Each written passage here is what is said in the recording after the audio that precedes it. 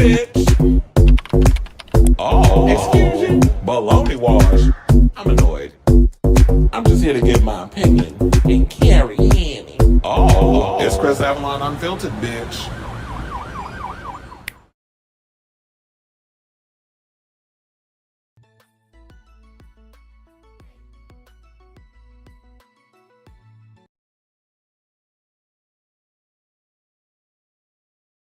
Hey, what's up, everybody? It's your boy, Kris Avalon, and welcome to a brand new episode of Kris Avalon Unfiltered, where we basically bring you all things, entertainment news, LGBT news. We sometimes throw a little politics up in there, which we're going to do in today's show when I talk about Sexyy Red and her misinformation about politics. But, that was just a teaser of just one of the topics, by the way. So, grab a drink, a snack, a blunt, whatever gets you guys going, and be sure to follow this here show before we get into this here gig. Okay. Now, before we slip into these latest hot topics, be sure to follow all of my social media handles down below. That's the Kris Avalon at some, the Kris Avalon _ and others. And also, be sure to click like and subscribe and all that good stuff. So, thank you all for tuning in. I know that people are probably still just coming in right now, but whatever. They'll come in when they come in. But, so if you're going to be in the live and all the other stuff, hey, if you're going to be able to catch the show later, how you doing? And all that good stuff. So, yeah, we got a lot of topics to get to. We're going to be talking about that whole Georgia police situation where 5 gay, I guess, do we call them gay? I mean, if they were caught punching other men in a public park, would they be considered gay? But anyway, we have the story that we're going to talk about that regarding the mugshots of the 5 men that have been released. It's a whole drama situation. I, of course, alluded to the whole Sexyy Red situation where her sex tape leaked. 50 Cent is basically throwing homophobic shade at Diddy. I have some thoughts on Anthony Mackie refusing to take a photo with a little kid. Was he in the right? Was he wrong? We'll discuss it. Also, Jay-Z is also coming under fire because he refused to lend his cousin $4,800. I got thoughts on that too. Plus, we have tea on Julia Fox, Kris Jenner, Brian Austin Green, RuPaul, Billy Porter, and a whole lot more. But our first topic that we're going to get into, because we're getting right into the show, honey, right away, is Mariah Carey. Now, we are in the season of biopics. I'm still waiting on my girl Madonna to release hers, but I already know she's about to go on this tour, the celebration tour. A week from today, actually, is when it officially, finally kicks off on next Saturday, which is what, the 12th? I don't know. What's today's date? The 7th. It's the 14th. I had to look at the calendar real quick. I was like trying to glance and I look so obvious. But anyway, look, I don't even know what day it is an hour after I done said it. Like I just, my brain just be all over the place. But anyway, so I'm looking forward to the Madonna concert and all that other stuff. When that happens in January, I'm hoping and praying that we get the whole biopic and all other stuff with her. But this ain't about her. This is about Mariah Carey, who that biopic of hers is finally getting off the ground because word on the curb is that she and Lee Daniels are in a deep search for the perfect actress who can play her in the upcoming biopic, which will dive deep into the elusive Chanteuse's personal life. Now, shout out to the Jasmine brand who officially covered this story, stating, as we covered back in 2020, Mariah Carey publicly shared her interest in directing a film based on her memoir, released that year, titled The Meaning of Mariah Carey. After conversations around the idea kicked off, however, award-winning film director Lee Daniels, who worked with the singer on his critically acclaimed 2009 movie Precious, was tapped to produce a TV adaptation of the book. Now, the Jasmine brand exclusively is reporting that casting for the project is allegedly in the works.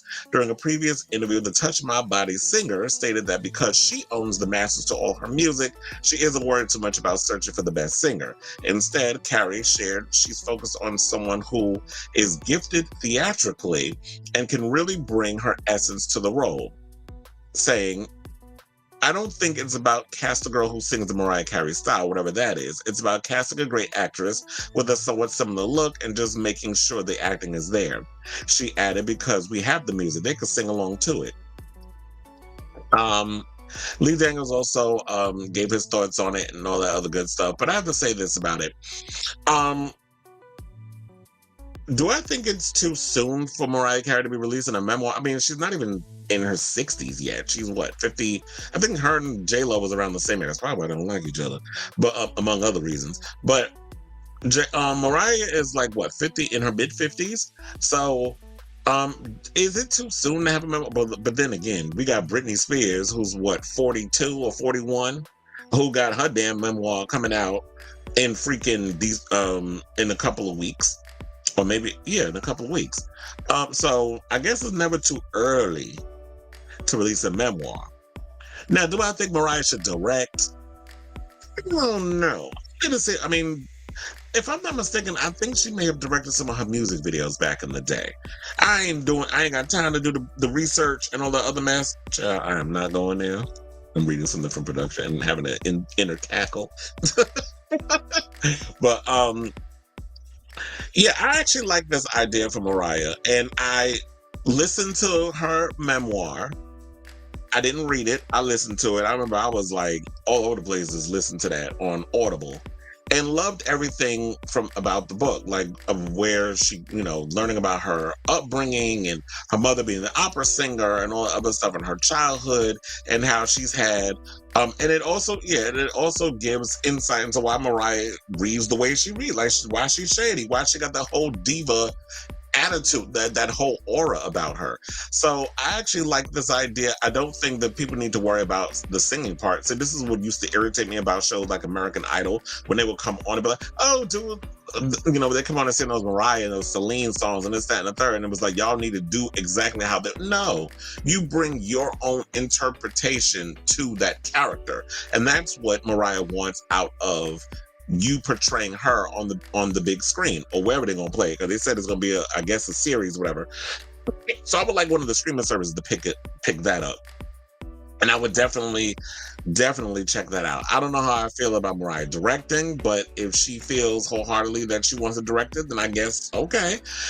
I kind of feel the same way about Madonna, where she wants to direct her own biopic as well. And I'm like, ma'am, because we know how you are as a Leo. Y'all are controlling. Y'all want to try to handle every little thing. You get a little too biased and all that other stuff. And I like the whole idea of Julia Garner playing Madonna, but I don't like the idea of her directing. Just like I don't know how I feel about Mariah directing. I think y'all need to let real professional directors direct, and y'all just be consultants in your own biopic.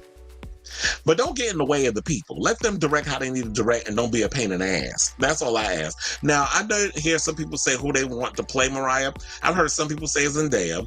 I've heard some people say Ariana Grande. I don't know how I feel about Ariana Grande, because she ain't currently closing her legs to a married man.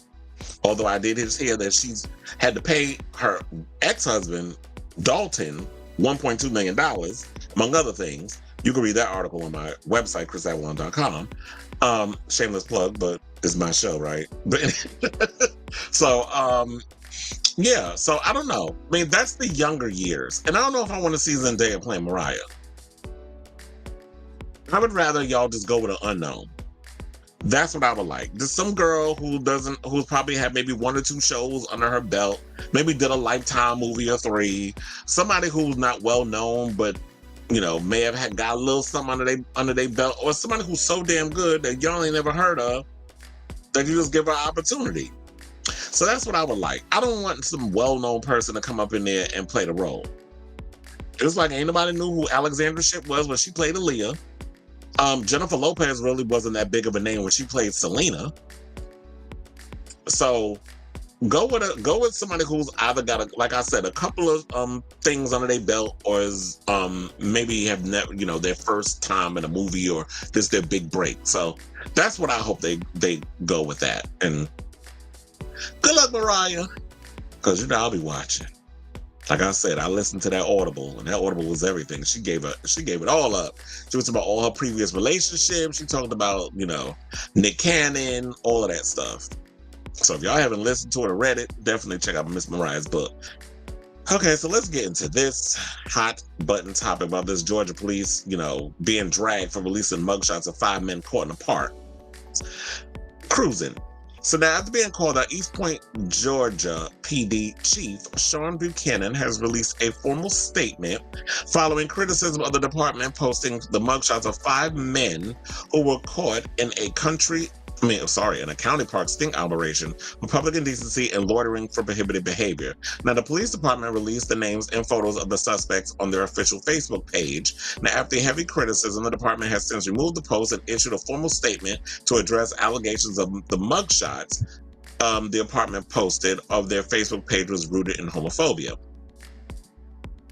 They also released the names. If you want, you can go on my website and look at them, but you're not going to see their faces. The pictures are blocked out. But I'm sure if y'all did enough sleuthing, you'll be able to find the mugshots and all the other stuff all over social media. They said the East Point Department does not engage in discrimination or harassment of any group of class of people. He continued, the issue at one of our most popular parks has caused the community around the park to live in fear. Parents cannot walk their kids in the park. The park has somehow made it into a nefarious website known as a meeting place for illicit sexual behavior. We have made arrests, upgraded patrols, and assigned officers, all to no avail. We post pictures of arrested person at a last resort effort to discourage illegal behavior and activity. So basically, what they're saying is they're not discriminating or harassing, but you're doing it to embarrass them. That's basically what that is. Like, you're posting their pictures as a way to publicly shame them. It's kind of like the woman having an affair. It's like Demi Moore in the movie The Scarlet Letter, where y'all found out that she had an affair, and then y'all basically had her parading through the town with a scarlet letter on her head, the A. Excuse me. That's what this is giving me. And the police, don't piss on my leg and tell me it's raining, in the words of Judge Judy. We all know that the police departments are deeply rooted in homophobia and, misogynoir and those sort of things, especially when it comes to issues revolving the LGBTQ community. If you've watched many a documentary about murderers and serial killers that gone after gay people, we already know those tea. The tea has always been that the police has always been a little bit dragging their feet dealing with those situations. So for you to sit up here and tell us that this wasn't a way to discriminate, it really was. Because when I was reading the comments, I had saw that someone wrote, but wait a minute, a couple of weeks ago, there were 12 white men that were arrested for doing the same thing, and none of their mugshots ended up all over social media. So if it's not rooted in homophobia, it's damn sure rooted in racism. Hold on, because I feel another cough coming. So let me drink this good old water. Okay, so I think it's a mixture of both. But then on the other hand, I'm like, people still cruise in public parks and this there. But then again, why am I acting surprised? Like, we have this shit that happens in New York too, at certain establishments. I knew somebody who would always talk about going cruising in parks. So that was never, me personally, that was never my thing. I've done public things, I'm not gonna lie. But parks and stuff, first of all, it's mosquitoes. It's dirty. Yeah, I'm a Virgo. We don't like dirt all that much. So, it's dirty out there. It's sweaty. It's hot. The last time I did something like that'd be like public in the heat and all other shit, that was in Fire Island back in the meat rack. But that was expected because that's kind of like, it called for that. And the meat rack is legendary if you ever been to Fire Island. But public parks, like some people go to the Rambles in Central Park or some of the parks out in the Bronx. I know some of these people are so deeply rooted in the closet and they go off and do these things. But from what I was hearing, they were talking about people was having sex on picnic tables in broad daylight. There were people that were out in the open doing this shit. And it's like, if you're going to do your dirt, do it in a place, go deep into the freaking forest and out of, out of the eye line of the people.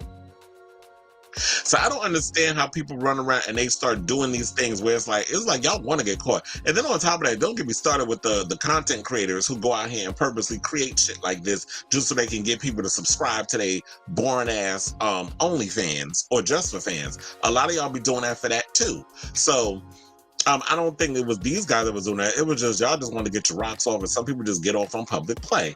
But if y'all gonna be doing this, at least try to find somewhere more discreet and in the woods to be doing this stuff, and not out in the open where people talking about that I can't take my kids for a stroll because they're gonna see somebody's dick in their butt.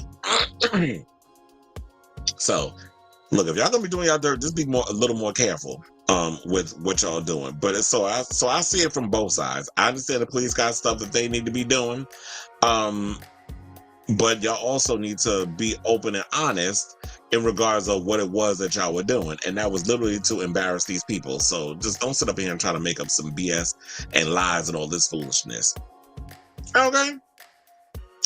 Okay, now speaking of people in sex and dirts and things, let's talk about Miss Sexyy Red. Yeah, I can't with her. First of all, she be doing too damn much.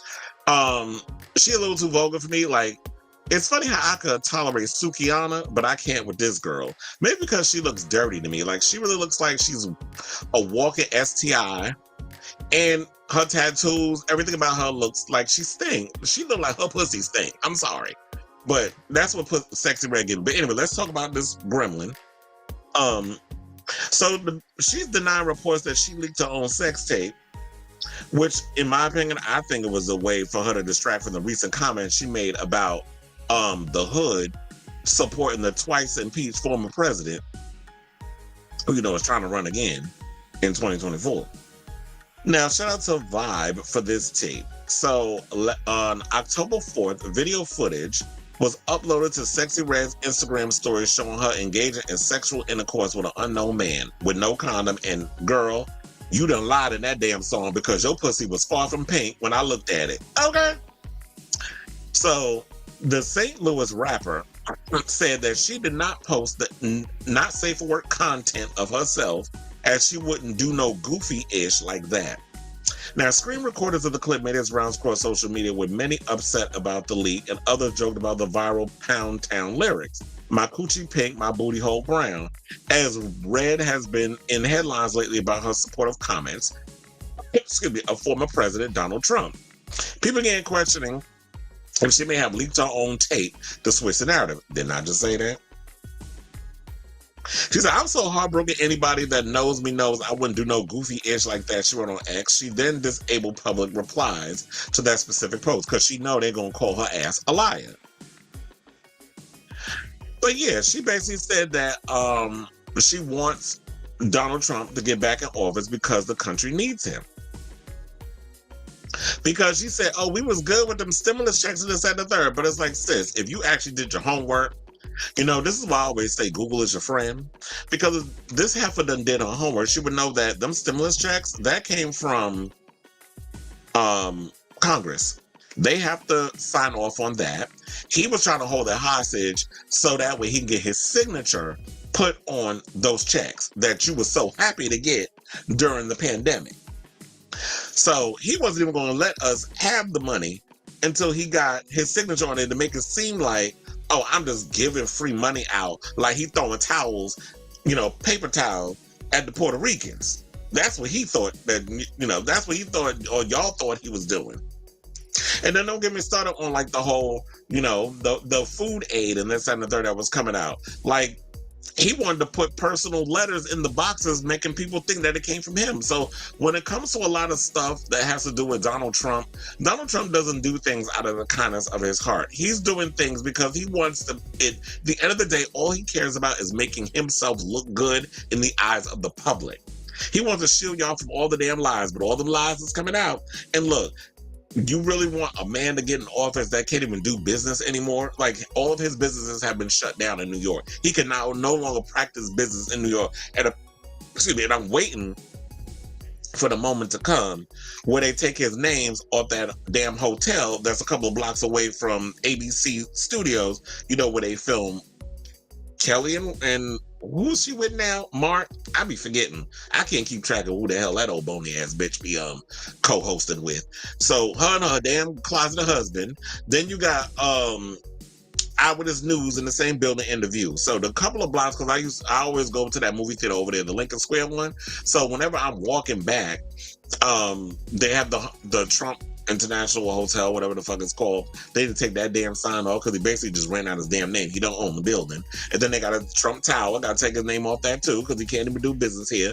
Him, his sons, all their asses is broke. I don't know how Ivanka still got her coin, but the rest of them is broke. So if you really wanted to take the time to do the bit, and this is why, no shade, but Whitney Houston, when she said the children are not future, she did not mean Sexyy Red. So I really think that a lot of y'all, when y'all get these platforms and y'all become famous, because, Kanye talk about Cardi B's a damn industry plant. No, Sexyy Red is a fucking industry plant. Can't nobody be making songs like that and saying ignorant shit like this. You don't think they're a goddamn plant put into the industry to try to sabotage what, good comes out of actual black music and culture. So, I understand that ignorance sells, and ignorance is something that people like to give us as a distraction from what's going on in the world. But we cannot allow the Sexyy Reds of the world, to dominate the media and really be out here pushing a bunch of goddamn propaganda, which this president that ex-president she wanted to get back in office was notorious for doing, spreading nothing but some goddamn propaganda. So no, ma'am. He cannot get put back in office. And I truly believe that you leaked that video because you wanted to distract from the stupidity that came out of your mouth. And what I don't understand is how this heifer still got a goddamn Instagram if she posting sexual stuff in her damn stories. How do you still got an Instagram? Because if it was anybody else, that shit would have been disabled and you would have had to start from the beginning. Because they don't allow sexual stuff on social media. Although I will say this, I have caught on Instagram, on Facebook, there have been many a times that I've gone on there and I'm like, how is this shit being allowed on here?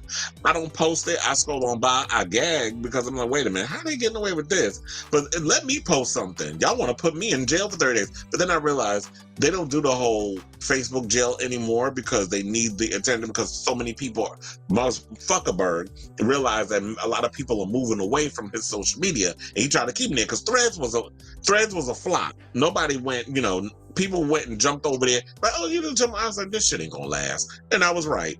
Nobody's on Threads, really. But y'all created them fucking profiles because it was the shiny new damn toy that y'all wanted to play with. Didn't realize it was a piece of shit, and y'all ain't been back to it since.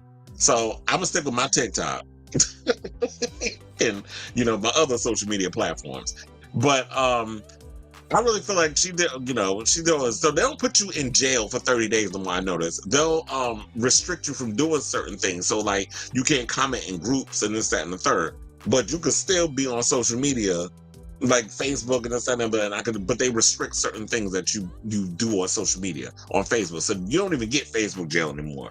I guess people got tired of that crap because too many people was getting in there over whatever rules they was coming up with that we couldn't keep up with. So whatever, child. This girl's still a damn mess. But anyway, speaking of messes, let's get into this old mess. And I'm talking about 50 Cent, or as I like to call it, loose change. So now this heifer is once again, this one trick pony, because, he just made one season of Power and basically just Xeroxed the shit into 5 different goddamn shows, but it's the same fucking recipe. He's still alluding to uncomfortable behavior that goes down at Diddy's legendary parties. Now, so far on The Final Lap tour, 50 Cent has been full of surprises, including an Eminem cameo in Detroit, a very controversial mic toss, and a bold proclamation from J. Cole. 50 and The Final Lap tour is in Norway, and then in Stavanger, Norway on Monday, October 2nd, and Oslo, Norway on Wednesday, October 4th. Diddy did not make a surprise appearance at either show, but he was still present via surprising commentary from 50 Cent. Now, early on Wednesday, Daily Loud and Hip Hop DX circulated video on X, formerly known as Twitter, showing 50 presumably during one of his recent shows. In it, he took time between songs to take a shot at Diddy, or sort of. And he says, "That's why I don't be going to them puffy parties," 50 added.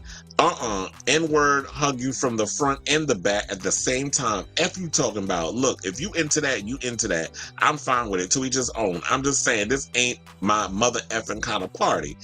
It's uncomfortable. I think I belong in the girls' bathroom when ish like that is going on. And then it said the context of what was said before the recording began is unclear, and it would be very helpful to know. You know what? Here's the thing. I'm surprised that this final lap, whatever he's calling it, is lasting up until December. Are people actually going to that shit? And another thing, I want to know the context of this whole situation too. Like, why are you talking about Diddy all of a sudden and in his notorious parties and things that goes down there? Now, you know, we've seen the pictures and I've heard the stories, yeah, about, especially with him and oh my God, what was the designer's name? Zach Posen. I was like the one that used to be on Project Runway. I remember hearing the stories about him and Zach Posen. And look, there's been legendary stories about Diddy. I'm not implying anything, but I'm sure you can read between the lines if you know what I'm saying. I think you do. But who is 50 Cent to be out here trying to spill somebody's tea into about why you don't go to somebody's parties? Okay, so then don't go to his freaking parties. But you don't need to be out here being messy. And I'm calling cap on the fact that you said, if you into that, to each his own. But if you into it and you're not bothered by it, then why bring it up? It's going to show a lot of the fact that there's some deep-rooted issues that you need to deal with. And just like I heard stories about Diddy, allegedly, I've heard stories about 50 Cent hunching members of the same sex. So if you're going to sit up out here and try to act like you just don't like, you have no problem with gay people, but you take time out of your day to read people who you are insinuating and implying may be members of the LGBTQ LMNOP community, then what does that got to say about you? Because real people that run around here comfortable and content with who they are in their own manhood and masculinity and all that stuff ain't worrying about what Diddy doing at his damn parties. Have your own damn party. Look, your ex Vivica alluded to you liking butt play, and I wouldn't be surprised if she strapped it on while y'all was hunching. So, loose change, Curtis, dear, tread lightly, and was your mama a bull dagger? So, I know we not out here trying to read people on, reading members of the LGBT alleged community when your mama was out here eating coochie and getting her coochie scratched by other broads, like Jay-Z's mother. But Jay-Z's mother ain't been talking reckless, so it is what it is. All right, so let's move on and talk about Anthony Mackie, who has caused quite the debate online because he declined to take a photo with a young fan. Now, Anthony Mackie recently refused to take a photo with a young fan when their grandmother asked. Users on social media have been taking both sides of the issue after the woman shared a video of the incident online. Many felt the Avenger star could have taken a moment to be cordial, while others defended his right to privacy, or as the Brits say, privacy, saying, "No one ever believes when I say the new Black Captain America, Anthony Mackie, does not take pictures with kids," she wrote in one post. "Don't get me wrong, I understand celebrities wanting their space, but kids, every single time, you're a superhero, sir, in the Marvel Universe." Now, when the Neighborhood Talk shared the series of posts on Instagram, fans had mixed responses. One wrote, "He is drinking and smoking a stick." It was a cigar, child. "Leave that man alone. He is in his element and doesn't want to be bothered. He is an actor and doesn't have to take pics and do autographs if and when he doesn't want to. Let that man enjoy his cocktail and cigar in peace." Another similarly defended Mackie, saying, "They are human too, damn. Sometimes celebrities just want to have somewhat of a normal life." Others argued that it was I was like, what was that noise? Others argue that it was Mackie's responsibility as a celebrity, saying he signed on for the job. One wrote, "Fame and fortune has been bestowed upon you from your fans, and because you're a superhero." Okay, this is where it's going irritating. This is where I get irritated. Because, what is that noise in the background? It sounds like music. Oh. Okay, so,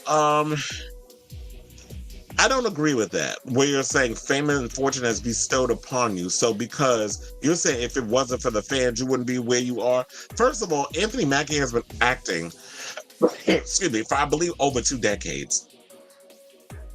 When you become an actor, it's like, yeah, the fans and everything come with it, but Fame and fortune isn't bestowed upon you because of the fans. It's because you're constantly getting work from casting directors. Now, if you come along, you're like, oh, I'm an admirer of your work. That's great. But here's the thing. Anthony Mackie is a human being, and nobody said that is part of the job that I have to give you anything, that I have to take a picture with you, that I have to sign an autograph. And the real tea is, since this bitch want to sit up here and weaponize her grandchild like she did in the post, the kid didn't even know who the fuck Anthony Mackie that he was even Captain America. He didn't recognize him. She did. And was already told prior because someone else went over before her. And see, this is what happens when you do your research. You get the tea. She went over, she saw someone else went over and recognized him, went over, asked for a picture. He turned them down before. Grandma's, oh, really? So she thought, let me go oh, look, Captain America's over there. Let's go get a picture. So she wanted to use the kid as a weapon, which a lot of y'all like to do. Y'all like to use your kids as shield and weapons to try to manipulate people to get stuff out of them. So she just took it upon herself. Her bald-headed ass went and sashayed over there and was like, oh, you know, not even for the kid? Like, he even told you no, and you still kept pushing. No means no. That's what they say in rape too. No means no. And some of y'all need to understand that. No don't mean yes. No don't mean maybe. No don't mean that if I keep pushing you enough, you're going to give in and give me what the fuck I want. No, bitch, not in this lifetime. That's not how the world works. For anybody. If somebody says no, that means no. I've met so many celebrities and been around so many celebrities in my lifetime. I don't ask for autographs. I don't take pictures. I like to leave, you know, if they're working, they're working. And if I see them in pass, I'll be like, hey, how you doing? Whatever. Y'all just going to have to take my word that I met so-and-so. If y'all not going to believe me, oh, well, I don't give a good flying fuck. But for the most part, I understand what it's like and what they're dealing with because I'm around that. And I've been witness to these things. So I understand that, you know, this may be a once-in-a-lifetime opportunity. You're never going to see this person again. But sometimes if somebody says no, you shouldn't make them feel bad for saying no. Or be like, oh, I ain't want to take a picture with you anyway. You think you all that. You stuck up. Or if it's a woman, oh, she was a bitch when I met her. I didn't want to get her picture no way. Then why the fuck you ask? Answer that. So why did you ask for the picture? Oh, that because your feelings is hurt. Now you want to say, oh, I didn't want your stinking picture anyway. You did. Don't sit up here and try to act brand goddamn new. You people with your fucking egos, it just gets on my nerves. So, well, from what I've heard, because my producer, EJ, his partner, DJ, did a movie with him called Half Nelson a million years ago. And told the story of how, like, Anthony Mackie is someone who's kind of like, he's off to himself. He's like somebody who doesn't like, he's not like out there and outgoing and wants to be bothered. I also found that Anthony Mackie's a Libra. A September Libra. I don't know what that means. Take it as you will. But I don't be focused on the other horoscopes. But I'm a Virgo. I stick to the rivers and the lakes that I'm used to. But Anthony Mackie is always, from what I've heard, has always kind of been off to himself, and he doesn't like to really be whatever. But my thing is this: as a human being, I remember I read some comments of, well, you should probably just stay in the house like Beyonce. Who says Beyonce stays in the fucking house? Just because you don't see her out and about don't necessarily mean that Beyonce don't be out and about. Beyonce's smart about her thing, what she does. She has her little situation where she can slither in and out of places y'all won't know. Or y'all can't get near her. Or if she does something where she goes to an event, she'll be up in the box like Taylor Swift. So, just because you don't see the celebrities out don't necessarily mean they're not out. And like I said before, celebrities are not obligated to take a photo with you. They just aren't. So that's why I just got irritated when she was basically like, no one believes it when I say the new Black Captain America does not take pictures with kids. No, he didn't take a picture with your kid. That's what he didn't do. And so now I'm not allowed to be out in public because if I take a picture, I mean, if I don't want to take a picture, then I should have to be confined in a house like a fucking hamster in a cage. Like, no, that's not how that works. And then Don't, they'll be like, okay, I'll just take a picture with you. The minute, because when people see celebrities, they always looking. They stay all down. They give you that depth stare. And if he took one picture with you, you don't think there'd be a whole fucking line at his table trying to get photos? Like he's at Comic-Con or something? Or doing a meet and greet? That's literally what it's going to turn into. So it's like, no, if people are out drinking, smoking, hanging out with their friends or whatever, leave the people alone. That's the same thing as like if you out at a fancy dinner, you asking somebody for an autograph. Don't ask me for no goddamn autograph when I'm in the middle of eating my mashed potatoes and my steak. Shit, I want to enjoy my food. So yeah, on that, I'm team Anthony Mackie. Like, leave these celebrities alone. And let them live their best life. Shit. I mean, look, they on strike. They trying to find stuff to do. They stressed out trying to figure out when this whole situation's going to be over so that way they can make some money and get back to work. And you worrying about a goddamn photo. Anyway, speaking of other divisions, let's talk about Jay-Z. Because I'm on his side about this. See, I tell you today, I'm going to be looking like, what is going on? I am Team Jay-Z on this story. So fans were shocked and divided over resurfaced comments from billionaire rapper Jay-Z, where he stated he refused to loan his cousin $4,800. Now, the legendary rapper, who was worth approximately $2.5 billion, explained his side of the situation while speaking with Kevin Hart on his talk show, Heart to Heart. Now, in the clip that has resurfaced on social media, I have to say, Kevin Hart is getting a lot of these real good interviews. I got to give it up to him for that. Like, he did a good one a couple weeks ago that we talked about on the show with Dwayne Johnson, and now he got this one with Jay-Z. Or the poor man's Jean-Michel Basquiat, because that hair, child, I cannot. Beyonce needs to cut that shit off while you sleep, because that hair looks like it needs to be done. Like, how you got locks and the shit ain't kept? And you worth $2.5 billion. But anyway, back to the show. That was just a sidebar read. But anyway, so one user on Twitter wrote, Jay-Z has $2.5 billion. His cousin asked for $4,800, and he said no. To put that into perspective, that'd be the equivalent of someone who made $50,000 a year being asked to give a dime. Another defended him, saying the problem is once you say yes that first time, they always think they can come back to you for more. And it also makes the people around them feel more comfortable asking as well. They become dependent, and it's a very slippery slope. Well, here's what I got to say on that. Before I get to that, I should probably point out what else goes on in the interview. So if y'all want to check out the interview, I think it's on Peacock, but I did post a clip on my website if y'all want to check it out, of Jay-Z talking about that situation. I think it was the Breakfast Club when they was talking about it, and that's what gave me the inspiration to do this story. So in the interview, Jay discusses his eventual plans for retirement, not accepting money for features, and more. Jay and Hart, have been friends for years, and Kevin Hart hosted Jay-Z, Meek Mill, and Michael Rubin's casino night event for the Reform Alliance.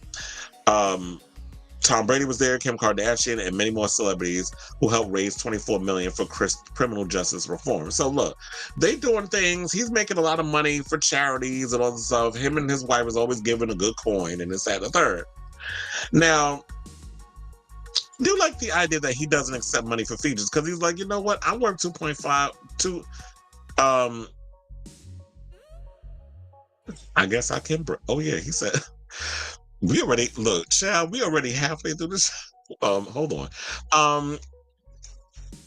Here's the thing with Jay-Z.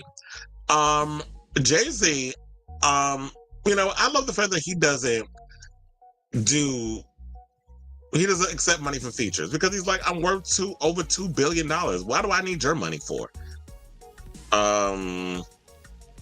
So I like the fact that he actually does that. That he actually, takes the time to, I'll do you a feature and this, that, and the third, and excuse me. And all that good stuff. But here's the thing. I do not feel like Jay-Z needs to give anybody anything. He is not obligated to give anybody any money. And I don't think that he should have to give anybody any money, because that money he worked his ass off for, grinding and trying to come up in the trenches of hip hop.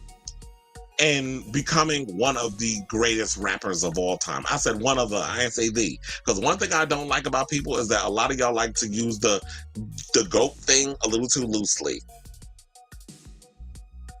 So Jay-Z is one of the greats that's living.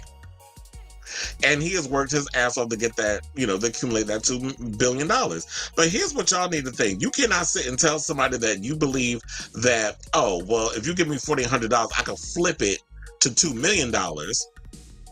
And it's like, how you going to do that? When, number one, there's no guarantee that your business will be successful when most businesses fail within the first year. So if I'm loaning you this money, there needs to be some sort of way, a business plan, whatever, that you're going to present to him to be like, I'm going to, you're going to get that money back some way. I'm not just giving away money. And that's another thing I don't like too, is I had counting this man money. Oh, that's like the equivalent of him giving a dime. $4,800, he ain't going to miss it. The fuck I am. It's my money. I don't care if it's $50 or $150,000 or $4,800. It's the principle. Y'all just looking at it as just money. Oh, it's just money. Oh, it's not like you're gonna miss it. Oh, Jay-Z's being greedy. This is corporate greed at its finest. Here y'all go, putting y'all energy into the wrong damn ones, when the real enemy y'all should be jumping on is these corporations, these governments that's doing full-on inflations, where they got people spending double the amount on groceries, double the amount on gas. Like somebody was telling me that gas is almost $9 a gallon in fucking California. That's ridiculous. Are people actually paying for that? Like, at what point are we going to wake up and come up against our own government for the way they're just consistently raping our wallets? But the living wages ain't going up. The rent's going up every damn year or every 2 fucking years. Everything is being raised. But we're all looking at our accounts and it's like, well, damn, I can't even save money. I can't, like, people want to eventually retire and buy a house. You can't do none of that. Because we have greedy ass corporations and bought and paid for politicians that sit up here and try to act like, oh, we're going to help you. No, they're not. They're helping their own fucking pocket. Child, I watch Joy Reid. I get the tea. So, I say all that to say, you know what? I am team Jay-Z. He does not have to give his coin if he don't want to. You know what? Child, let me tell y'all, we are 45 minutes into the show, right? And I'm already halfway through my topics. So I may have to keep the show going a little bit. I may have to pull some extra topics for the show, which is not a problem, because I could do it, girl. So so maybe what we could do, during the show, I would definitely pull up some more. I think during the commercial break, I'll figure out which topics we could talk about. I was kind of looking for the Kris Jenner one, but I'm like, bitch, where is this one? Because I ain't had a window open. So this is how y'all be finding out, okay, this is a live show. Okay, I got it now. So let's talk about Drake. Because, his album came out yesterday, and he's being dragged for some things that he has been doing on social media, and we're going to talk about it. So the first thing, before I get to the Rihanna one, because this all kind of ties into each other. So earlier today, Drake basically got called out by, oh my God, what's their name? Pet Shop Boys, for lifting the lyrics from their classic pop track West End Girls. And so I listened to the song because I wanted to be like, where exactly is it? And like, how does he use it? This, that, and the third. So when you listen to the song, it's literally 2 minutes and 40 seconds into the 3 minute and 40 second song. So halfway through, I guess, 2 minutes and 40 seconds in, you'll hear when he actually lifts a part of the chorus. So now, in a tweet, the Pet Shop Boys alleged that hip-hop superstar didn't clear the use of the lyrics of their catchy 1986 classic for use of the track All the Parties on his new record. And it said, surprising to hear at Drake singing the chorus of West End Girls in the track All the Parties on his new album. No credit given or permission requested. Now, to that, I have to say, like, I don't know, maybe he's using this as a way to be controversial, but if it is, congratulations, you played yourself, in the words of Ebro Darden. I don't know how you out here doing this foolishness, because if anybody would have did that to Drake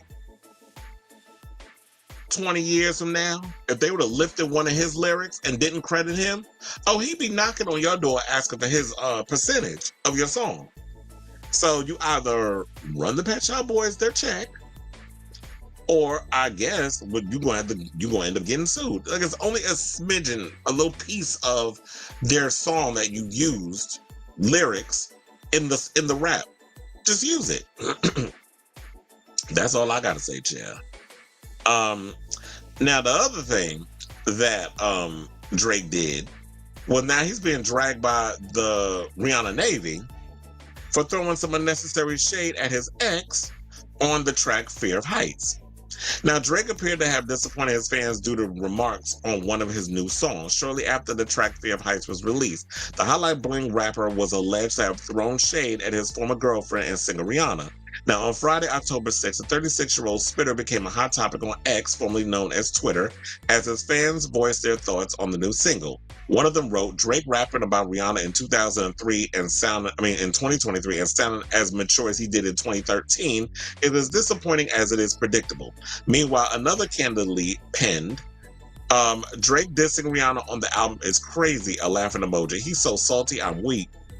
That same day, Rihanna fans came to her defense on the same social media platform. One of them stated, Drake's diss Rihanna, my baby. She is somewhere changing diapers for the 20th time this morning. That lady does not GAFLMFAO. Similarly, another bragged about the Love on the Brain singer and her achievements.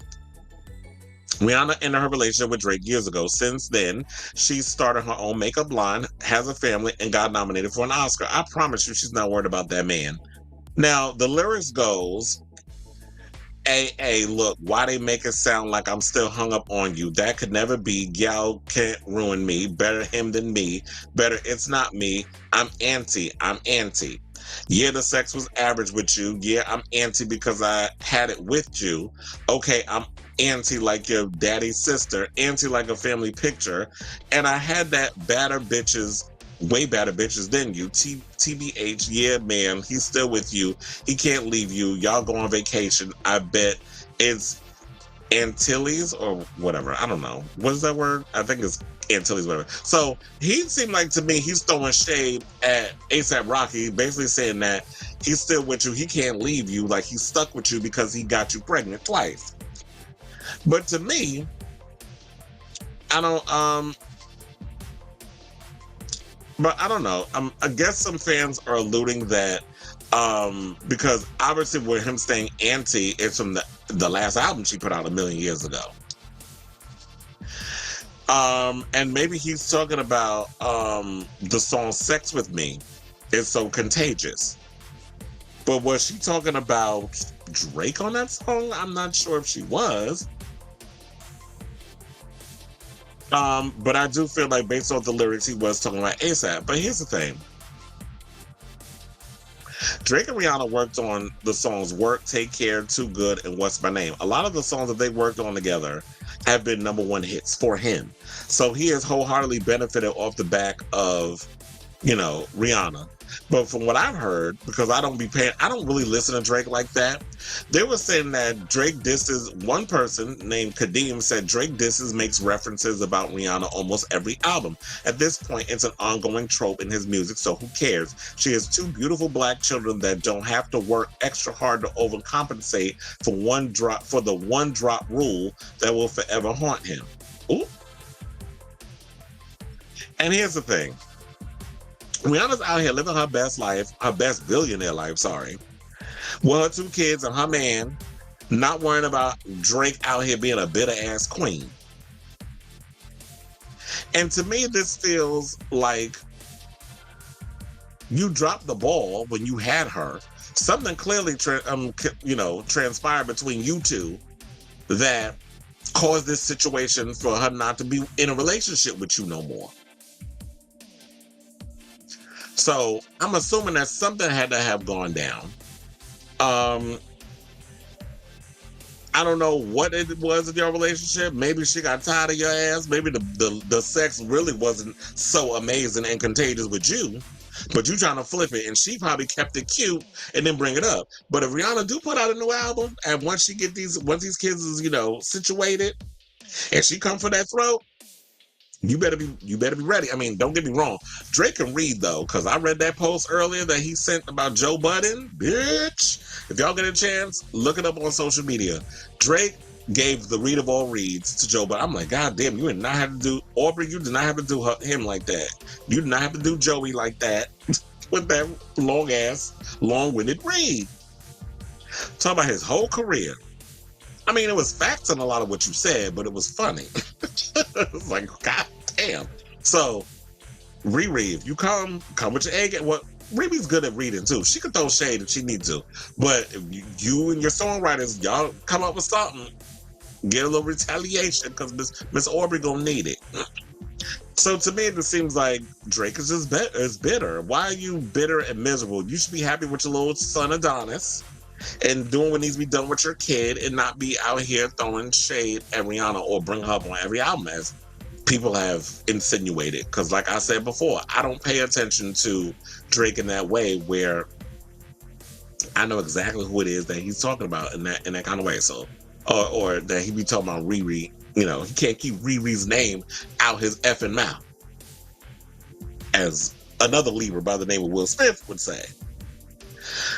All right, so let's move on. And speaking of messy relationships, let's talk about Julia Fox, who is getting candid about her brief romance with music and fashion menace Kanye West. Now, shout out to Radar Online for this story. Fox briefly dated West back in January 2022 following his divorce from Kim Kardashian after 8 years of marriage. Fox opened up about her time with West in an interview with the Los Angeles Times, saying, I really understood him on a visceral level. This is what she told the outlet as she explained she thought ultimately I'd be helping a precarious situation in regards to West's recent divorce. But I learned very quickly that I was being weaponized, the Uncut Gems star added. I just felt like his little puppet. Now, Fox, who went lightly on detailing the relationship in her memoir, damn, she released a memoir too, down the drain, confessed that she did not sign a non-disclosure agreement when she was with the rapper, saying, I'm not signing an effing NDA just on principle. I never have and I never will, the model said before noting, unless it's a professional opportunity, then sure. Fox claims follow a bizarre list of demands that West allegedly requests of his current wife, Bianca Censori, an architect who was employed as an architectural designer at West brand Yeezy since November 2020. Or as Barbara Walters would say, 2020. Censori, or is it Censori? Censori reportedly obliged to the unusual guidelines because he has convinced her that they are royal. What? Child. Insiders claim that the overbearing West has even instructed his Australian Kardashian lookalike to never speak. She is also required to eat certain food items and to work out, even though Kanye doesn't work out. Be damn. First of all, they said Kanye don't work out, he's fat. He don't wash his ass every damn day. But you got your wife exercising? Child, get over a line with this. This is what sources spilled at Censori's Inner Circle claim that she lost her individuality in the relationship. The insiders close to Censori told the Daily Mail that when it comes to West, she has no mind of her own anymore and obeys him. After her relationship with West grew serious, sources allege that Censori began distancing herself from her once close friends. She shut everyone out and told her former friends to F off. When they tried to ask if she was okay, she is saying that her friends are just jealous of her stardom. Bitch, what stardom? You're the wife of Kanye West. You're not famous. Like, you're famous by association. And because your dick riding has fame, because it gives you a little bit of notoriety.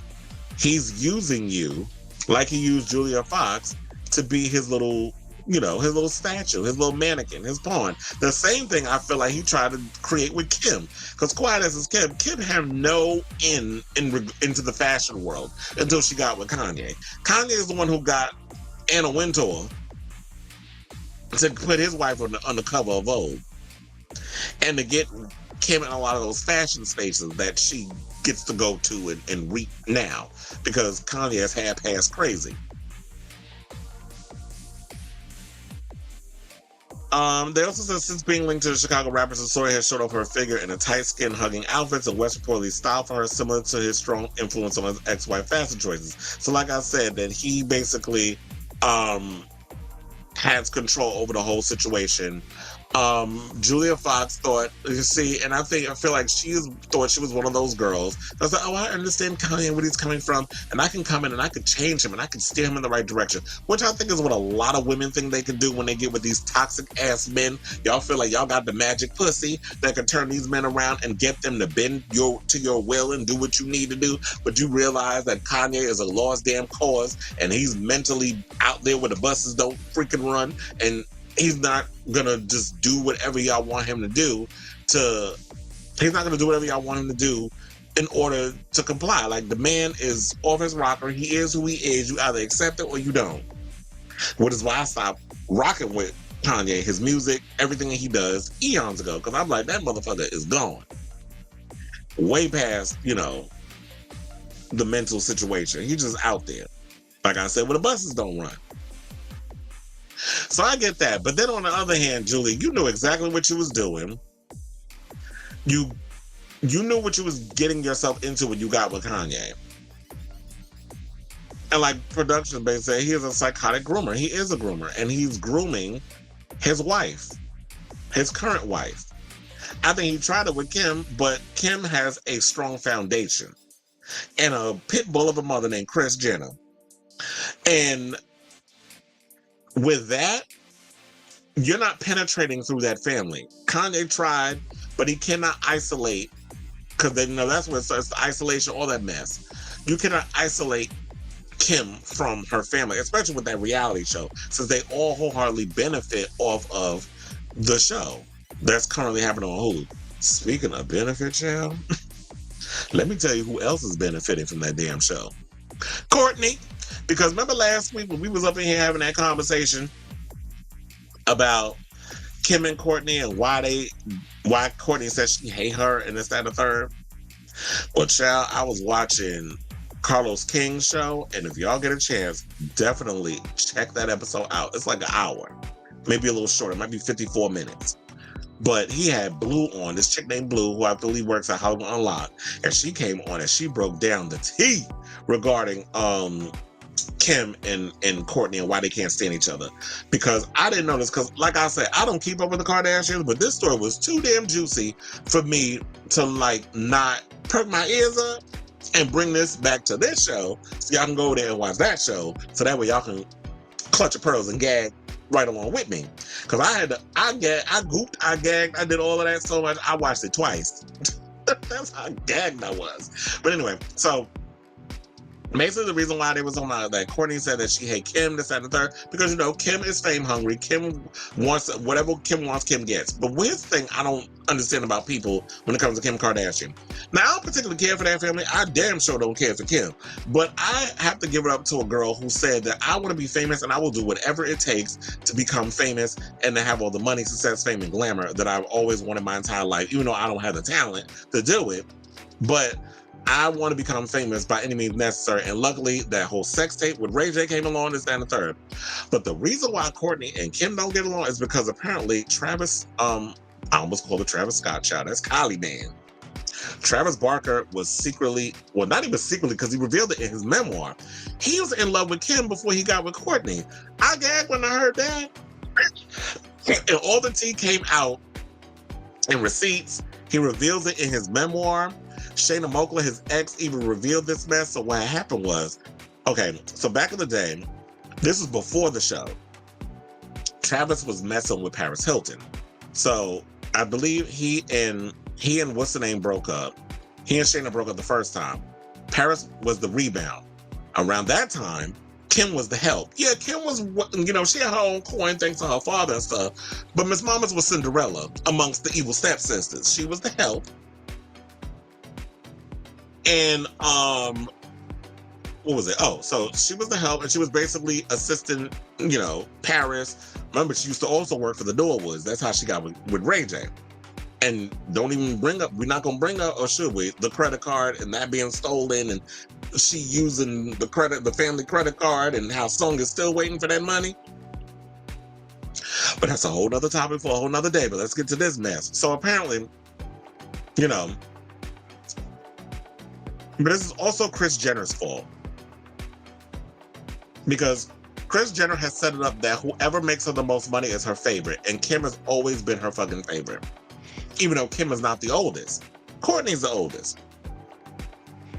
But Kourtney, her entire life, I'm sure even from her mother and the fans and everybody that watches the show, Kim's the pretty one, Kim's the popular one, Kourtney is the boring one, Khloe is sort of like the girl who was just the funny one, but then one day decided to go and get surgery and work out and work on a brand and be pretty because she got tired of being the ugly stepsister, the ugly sister. She got tired of being called OJ daughter.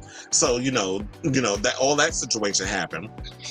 And I believe what was one day that Travis was over, when Kim was there, he said that he could not keep his eyes off Kim. So over the years, they say he bought a house in Calabasas. Wasn't a coincidence, child. He bought a house in Calabasas. Kim actually friend-zoned him at one point, but they did kind of go out on a date. They said they looked at fireworks and said a third. But Shayna revealed that she believed because she had somebody said that one day when they went out and they had mutual friends, a phone was taken, text messages were screenshot and sent to Shayna. Shayna saw the text messages. There was a lot more going on with Kim and Travis that they were letting on. Hence, there was a fight that broke out at Carmen Electra's, had a party at her house. Shayna came up on Kim and threw a drink on her. All this shit came out in the episode. I could not stop clutching my pearls. But the whole situation with this makes it look like, I really feel like deep down inside, because they said that Kourtney, and because I think it was on an episode or whatever, that Kris Jenner brought up, remember when you said like how you and Travis met and then how he was too shy and all this other stuff. Basically, it was saying that Kris went and switched the story and basically took Kim's story and threw it on Kourtney so she'd have a storyline, because quiet as it's kept, Kourtney ain't got no damn storyline on that show. Kourtney just there being the big old bore and talking about how much she hates the fucking family and, all that mess. So long story short, because it goes on and on all the receipts and stuff that was coming out. It was like Alabama even found out about it, the daughter that Travis and Shayna share. Alabama went and took screenshots of the text message that her mother was having and put it up on social media, revealing, that Kim is the reason that your father and I broke up. That she's the reason that she messed up the family. The family fucked my husband, very much that from Soul Food. So that's the whole situation. So basically, long story short, Kourtney hates Kim because I feel like Kim got with her man before she did. She friend-zoned him.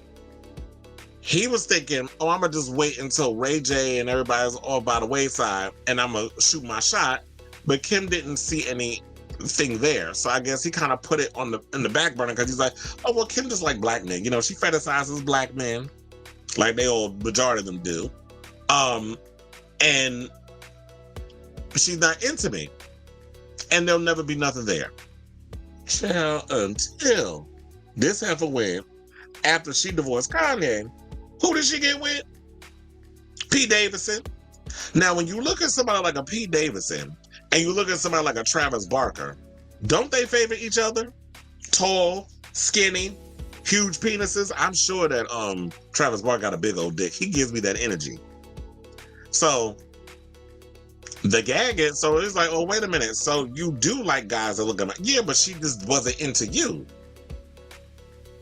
So that's where all of that came from. And when they was talking about all this, so I think that's what it is. Kourtney, in the back of her mind, realizes that she will always play second fiddle to her sister. even down to her man.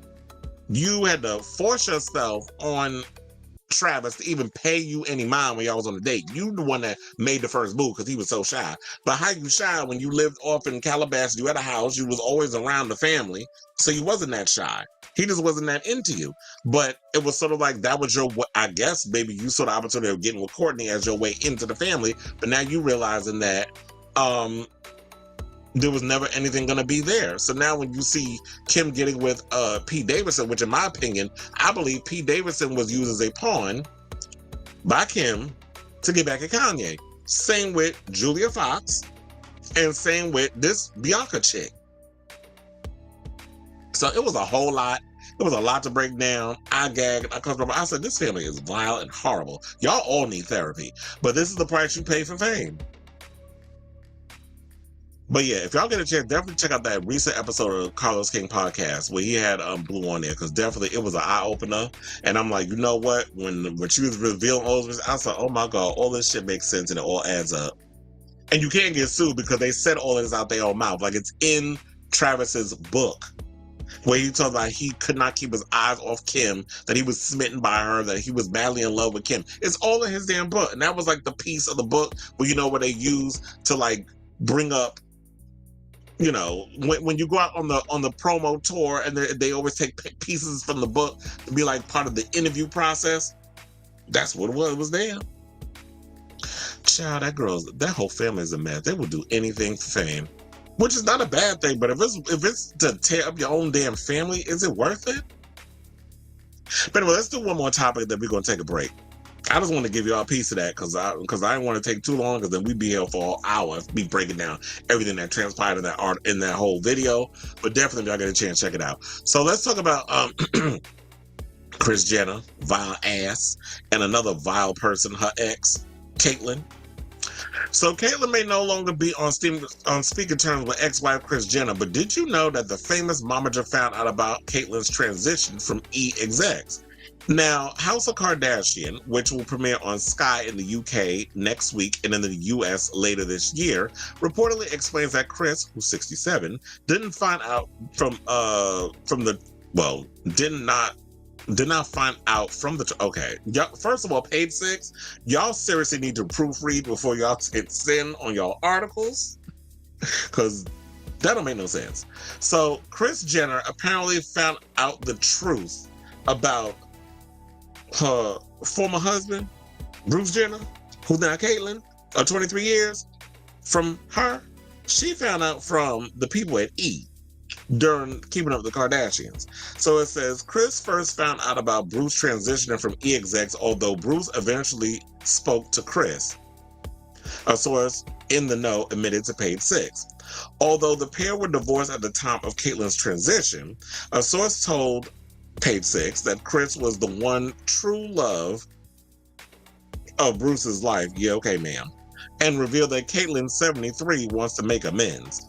Why? Because you want it on camera? But then again, it's no different than anything else Kris wants on camera. But I don't think Kris is going to give that to Caitlyn, because Kris likes to control the narrative. And she's not going to give Caitlyn the satisfaction.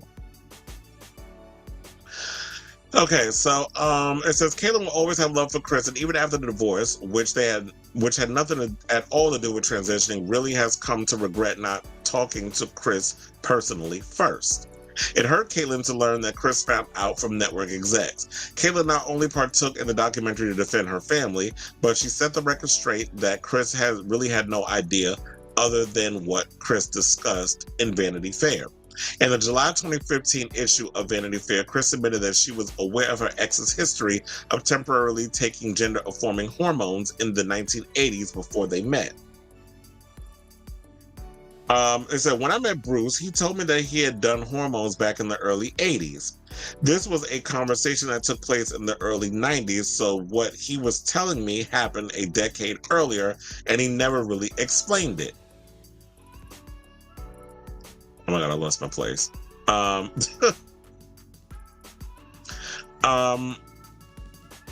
There was also so there was a book that came out. Oh, okay. So it said now while publicizing the docuseries, Caitlyn has admitted that her transition took its toll on her relationship with her ex-wife, saying that the source added that Caitlyn's 2017 memoir, The Secrets of My Life, led to tensions within the family. In Caitlyn's best-selling memoir, she wrote, "I tell Kris about my gender issues before I make love to her." Yeah, that's attractive.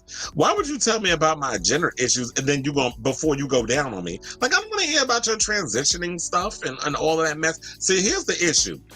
Caitlyn should have been open and honest about who she was, and I get it. It's easier said than done. A lot of times, especially when it comes to couples and this and the third, people who are struggling with their sexuality struggle to speak of such things to their significant other. So they suppress it and they try to live this heterosexual, normal life.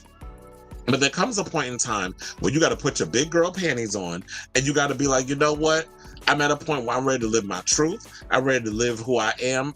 And I have to go through what I go through.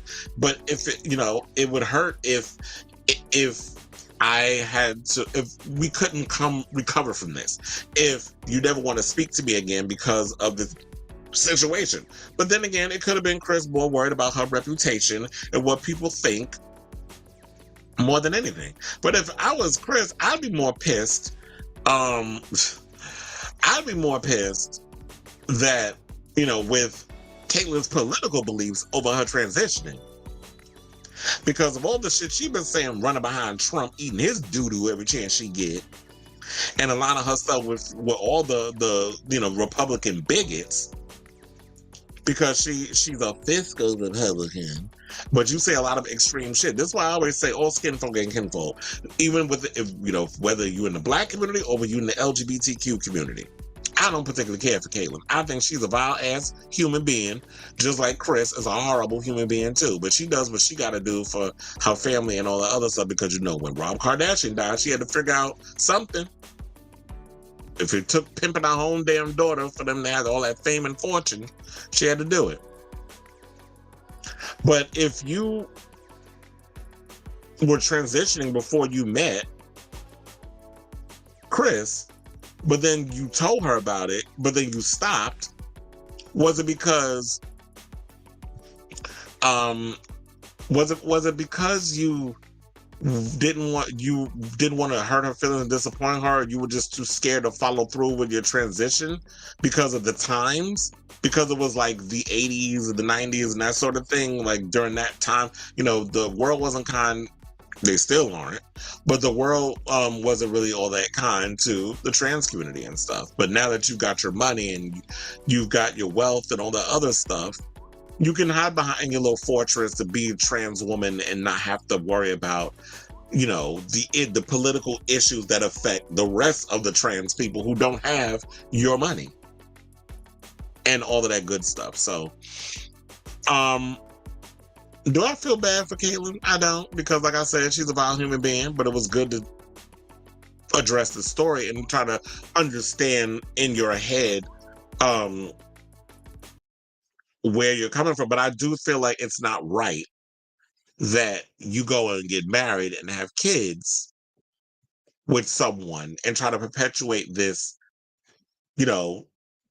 husband, wife, behind a picket fence sort of thing, when that's not the life you really wanted. The life you really wanted was to be a trans woman and to live your life as an authentic trans woman. So if that was what that was, I don't feel like it's right that you drag other people into your personal journey that you're dealing with. It's not fair on them. So I don't know. I have a feeling that you'll never probably get an apology from Kris. And I guess that's okay. You're closer with Kendall and Kylie. Those are the ones that matter.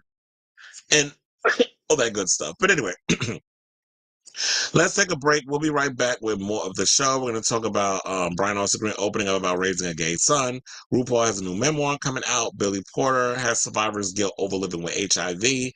And I may pull some more topics. I was thinking, this is big Abercrombie and Fitch story, child, that came out today about exploiting how the ex-CEO exploited male models at sex parties. So there's that and a whole lot more, so don't go away. We'll be right back with more Chris Evelyn Unfiltered. I almost forgot what show I'm doing. Chris Evelyn Unfiltered.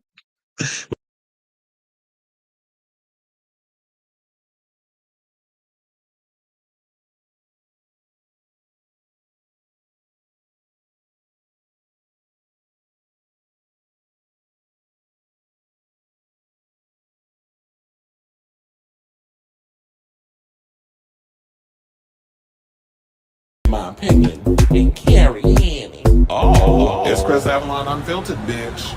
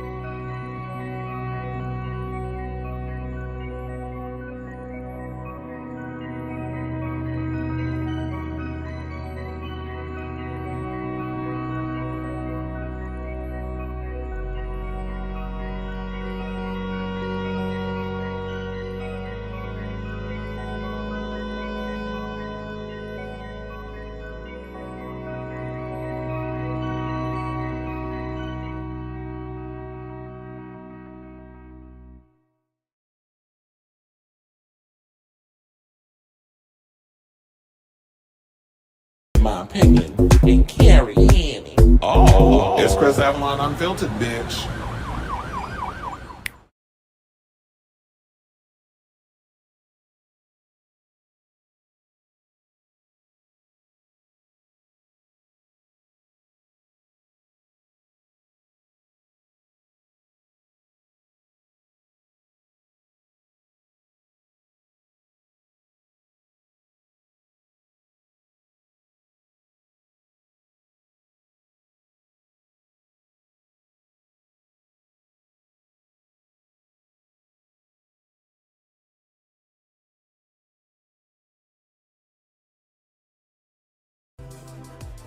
Yeah, I mean, when I always say this, like, I came out of the womb kind of singing and dancing. So, like, ever since I was a little kid, I just remember being, am I going off the screen? I'm trying to find my One point we met in person, and I mean, he seemed cool, all right, but at the same time, I felt, he was playing that same role that you kept seeing for decades of a black porn actor.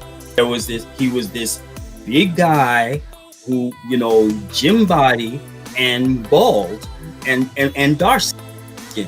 I mean, that's the mold that they seem to make of black males in gay porn, where they're featured with white and light skin Latino porn actors. That's gonna sort of like equate that, especially being in like my 40s. I need to catch up. I need to like start putting some money away. I need to start thinking about things. And I wasn't going to do that going back to school and getting my master's degree in education for the New York City, Department of Education. I wasn't going to,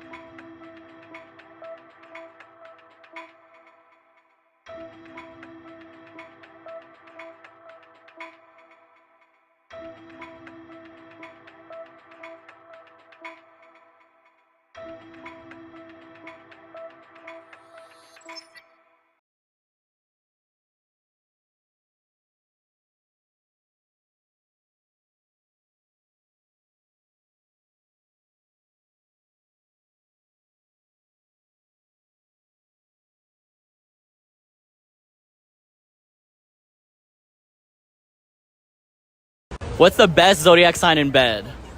Virgo, duh. I'm a Virgo. What are you? Virgo. The details, baby. The details. Everything.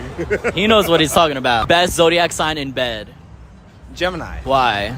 Split personalities. Go both ways, honey. You go both ways? It's verse, for sure. Turn around. No. What's it giving? We need to know. Of celebrities that I'm tired of seeing on my TL. Please, somebody make it stop. Okay, we're gonna start off with this guy. Okay, the guy that's just known for being Nicki Minaj's husband. I'm tired of seeing this guy. Every time we see this guy, something weird going on.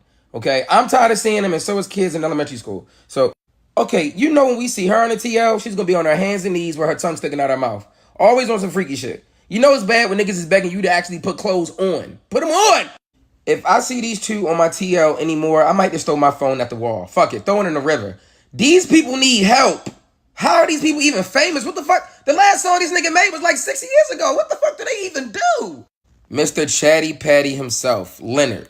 They called him an off-brand Morris Chestnut, and I can't unsee it now. I really can't. Yo, it's your boy DJ Envy back with another scam. I could literally live the rest of my life without ever seeing this guy again. Him and Bow Wow are fighting for the top spot most corner. I'm talking to you right now. Okay, you're talking to me, but I'm not listening. Why not? Because I'm not. Babe, I'm in your face. Right. Oh my God. No, watch, don't touch me. Watch yourself. Justice. Yes. And I'm in your face. Just chill. Just chill. Don't touch me. Just chill. When we were talking, it was getting heated. Both our tones were rising. I stood up, and he told me, "No, you need to sit down." And when you told me you needed to sit down, I said, "Are you gonna make me sit down?" You're not. So what are you taking your hat out for? What do you have? I need you to chill out. I need you to just no, because what are you taking your hat out for? I need you to just chill. What are you taking your hat out for? I need you to just What are you taking out? What are you taking your hat out for? Don't fucking touch me. Don't fucking touch me. Don't fucking touch me. What?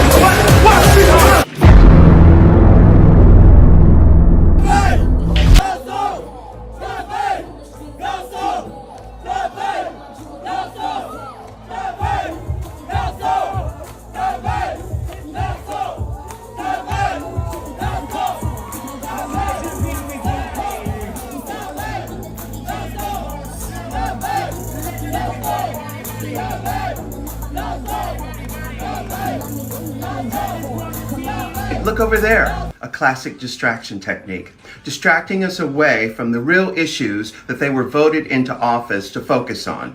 Jobs, healthcare, keeping our children safe from harm at their own school. But we know that bullies are incompetent at solving real issues. They look for easy targets so they can give the impression of being effective. They think our love, our light, our laughter, and our joy are signs of weakness. But they're wrong, because that is our strength. Drag queens are the Marines of the queer movement. Don't get it twisted and don't be distracted. Register to vote so we can get these stunt queens out of office and put some smart people with real solutions into government. And by the way, a social media post has never been as powerful as a registered Japanese, vote. here's how to say please sit on my face in Japanese. 顔に座ってください。お願い。お願い。Oh, it's Kris Avalon Unfiltered, bitch.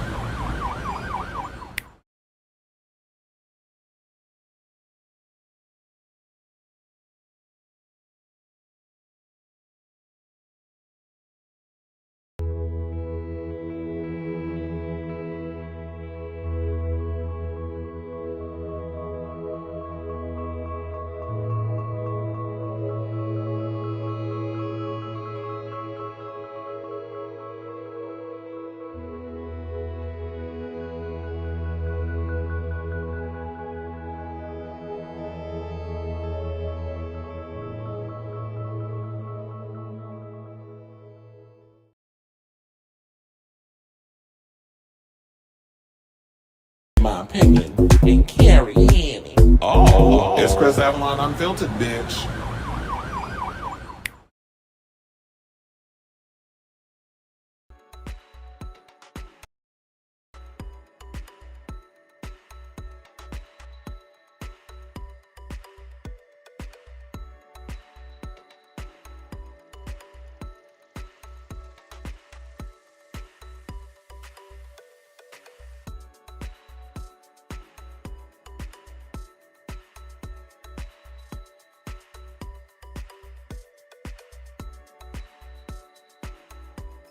I know y'all gonna catch me drinking water on the camera.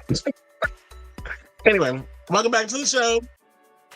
Child, I need to basically, I'm gonna be watching that numerous times just to remember, so I can remember, not find, but I can remember how to say sit on my face in Japanese, bitch.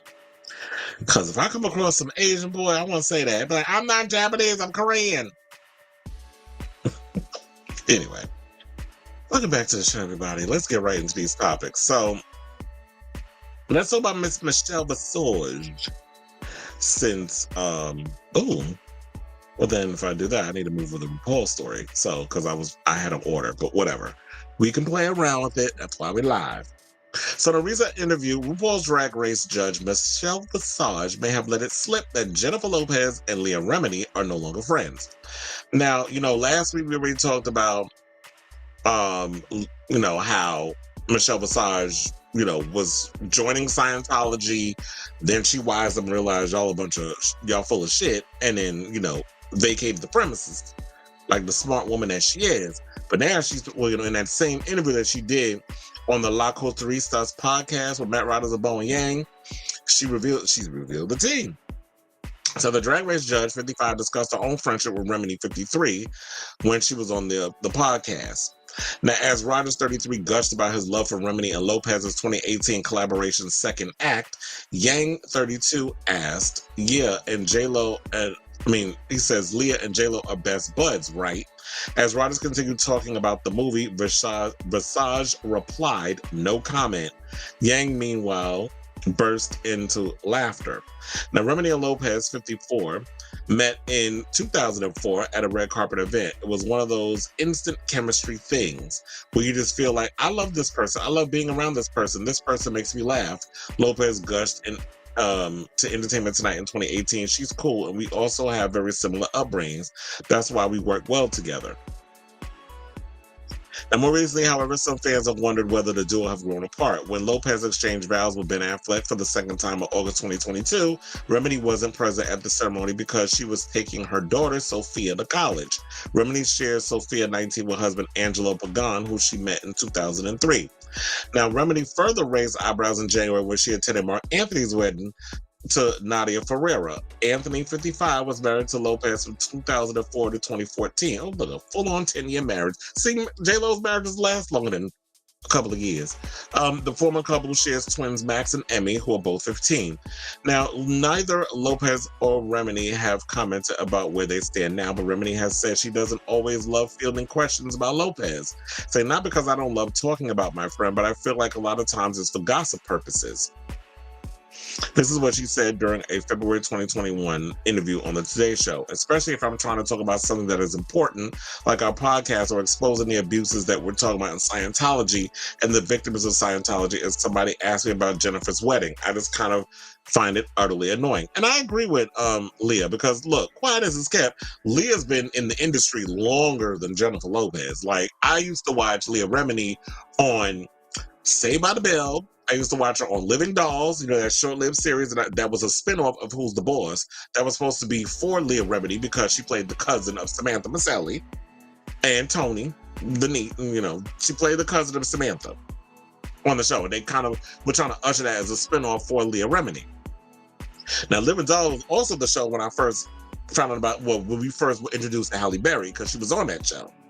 Yeah, I'm taking y'all back. And so I've watched Leah, and a lot of shows that I grew up watching as a kid. So Leah's been in the industry for a long time. Jennifer Lopez, we didn't start hearing from her until the mid to late 90s. So Leah's been in the industry for a long time. So Leah has been able to carve out her own situation, but because she's friends with J-Lo or attached to J-Lo, all y'all want to talk about is Jennifer Lopez, because Jennifer Lopez only wants y'all to know what she wants y'all to know.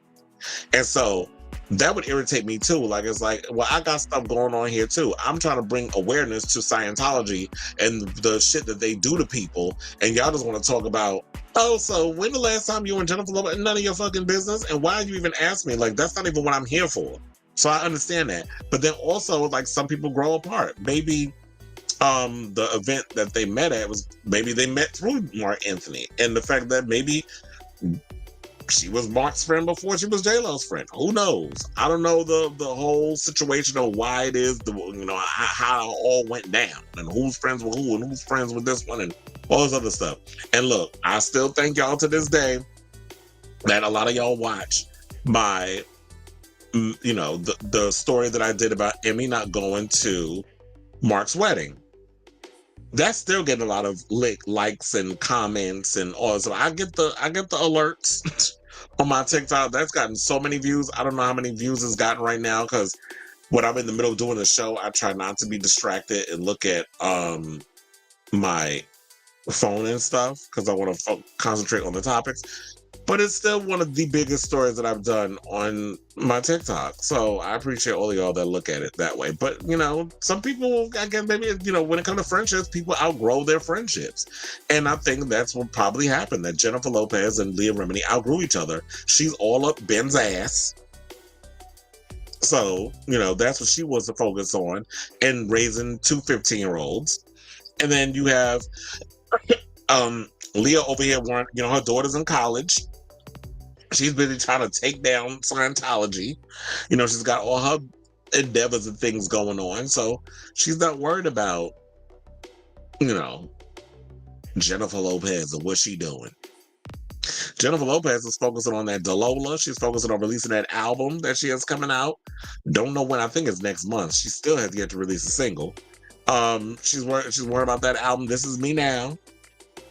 That's coming out through BMG, the same company that distribution company that Kylie Minogue used for her recent album Tension, which means J-Lo was independent and has got a distribution deal through BMG. And that's how it'll get out there. That's how the artists are doing it these days. They're not signing to major labels because major labels are a joke. So now they're just, she has a cachet. Jennifer Lopez has a built-in audience. She doesn't need a label. She has a studio in her own house. She could press them damn albums herself. She's got more money than Jesus. So she can put all that music together herself and release it on the Apple Music and Spotify and all that mess when she's ready to. But the distribution will be handled from BMG. All the promotional endeavors. So if this is true that they're no longer friends, I guess it's sad. But you know what? Like I always say, people outgrow each other. You know how many people I've outgrown in my lifetime? I probably count them on multiple hands, not just the two I got. Okay, so now speaking of RuPaul's Drag Race, we'll go from Michelle Visage to her other bestie. Well, I should say, speaking of besties, we'll go to Jennifer. Jennifer Lopez. No, we'll go to Michelle Visage's other bestie, RuPaul. So the Queen of all queens, RuPaul, is ready to show people the man behind the big blonde wigs and 8 pounds of makeup, as the drag legend announced on Wednesday, October 4th, that he is releasing a brand new memoir titled The House of Hidden Meanings, which is slated to come out on March 5th, 2024. So during Pisces season, The House of Hidden Meanings will find RuPaul offering a frank chronicle of much of his life. His childhood as a Black queer kid in San Diego, growing up with an often difficult mother, who they used to refer as Mean Miss Charles, and largely absent father. His early days in the punk and drag scenes in Atlanta and New York, and his sobriety and relationship with husband George LeBar. Do we have? Oh yeah, we do have the clip. So we have a clip of Ru, who woke me. Well, I wasn't woken up. I was already at work. And I happened to go on social media. I opened up Instagram. The first thing that popped up was RuPaul making the announcement that he has another memoir or a new memoir coming out. Roll the clip, and then we'll come back with the rest of the show.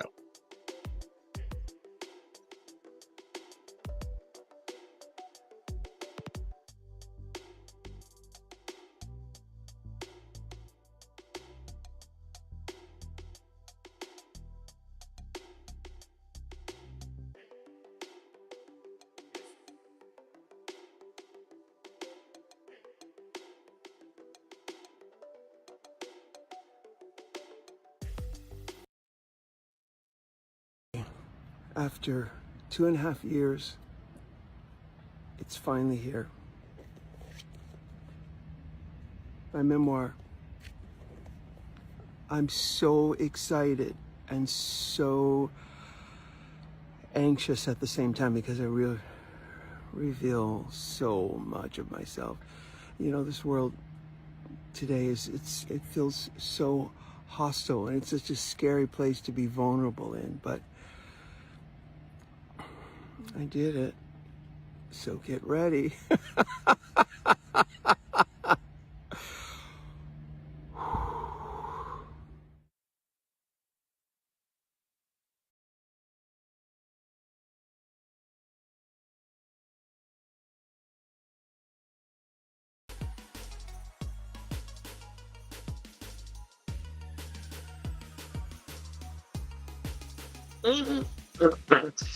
So it also said, what he said in a statement was this. He says, I've always loved to view the world with analytical eyes, examining what lies beneath the surface. Here the focus is on my own life as RuPaul Andre Charles.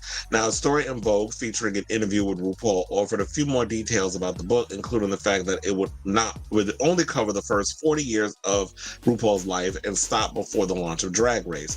RuPaul said writing the book was very cathartic and allowed him the chance to reveal more about himself than he usually does, saying, I feel like I've kept up a poker face and held my cards close to my chest my whole life, and I still do that because it's a protection mechanism.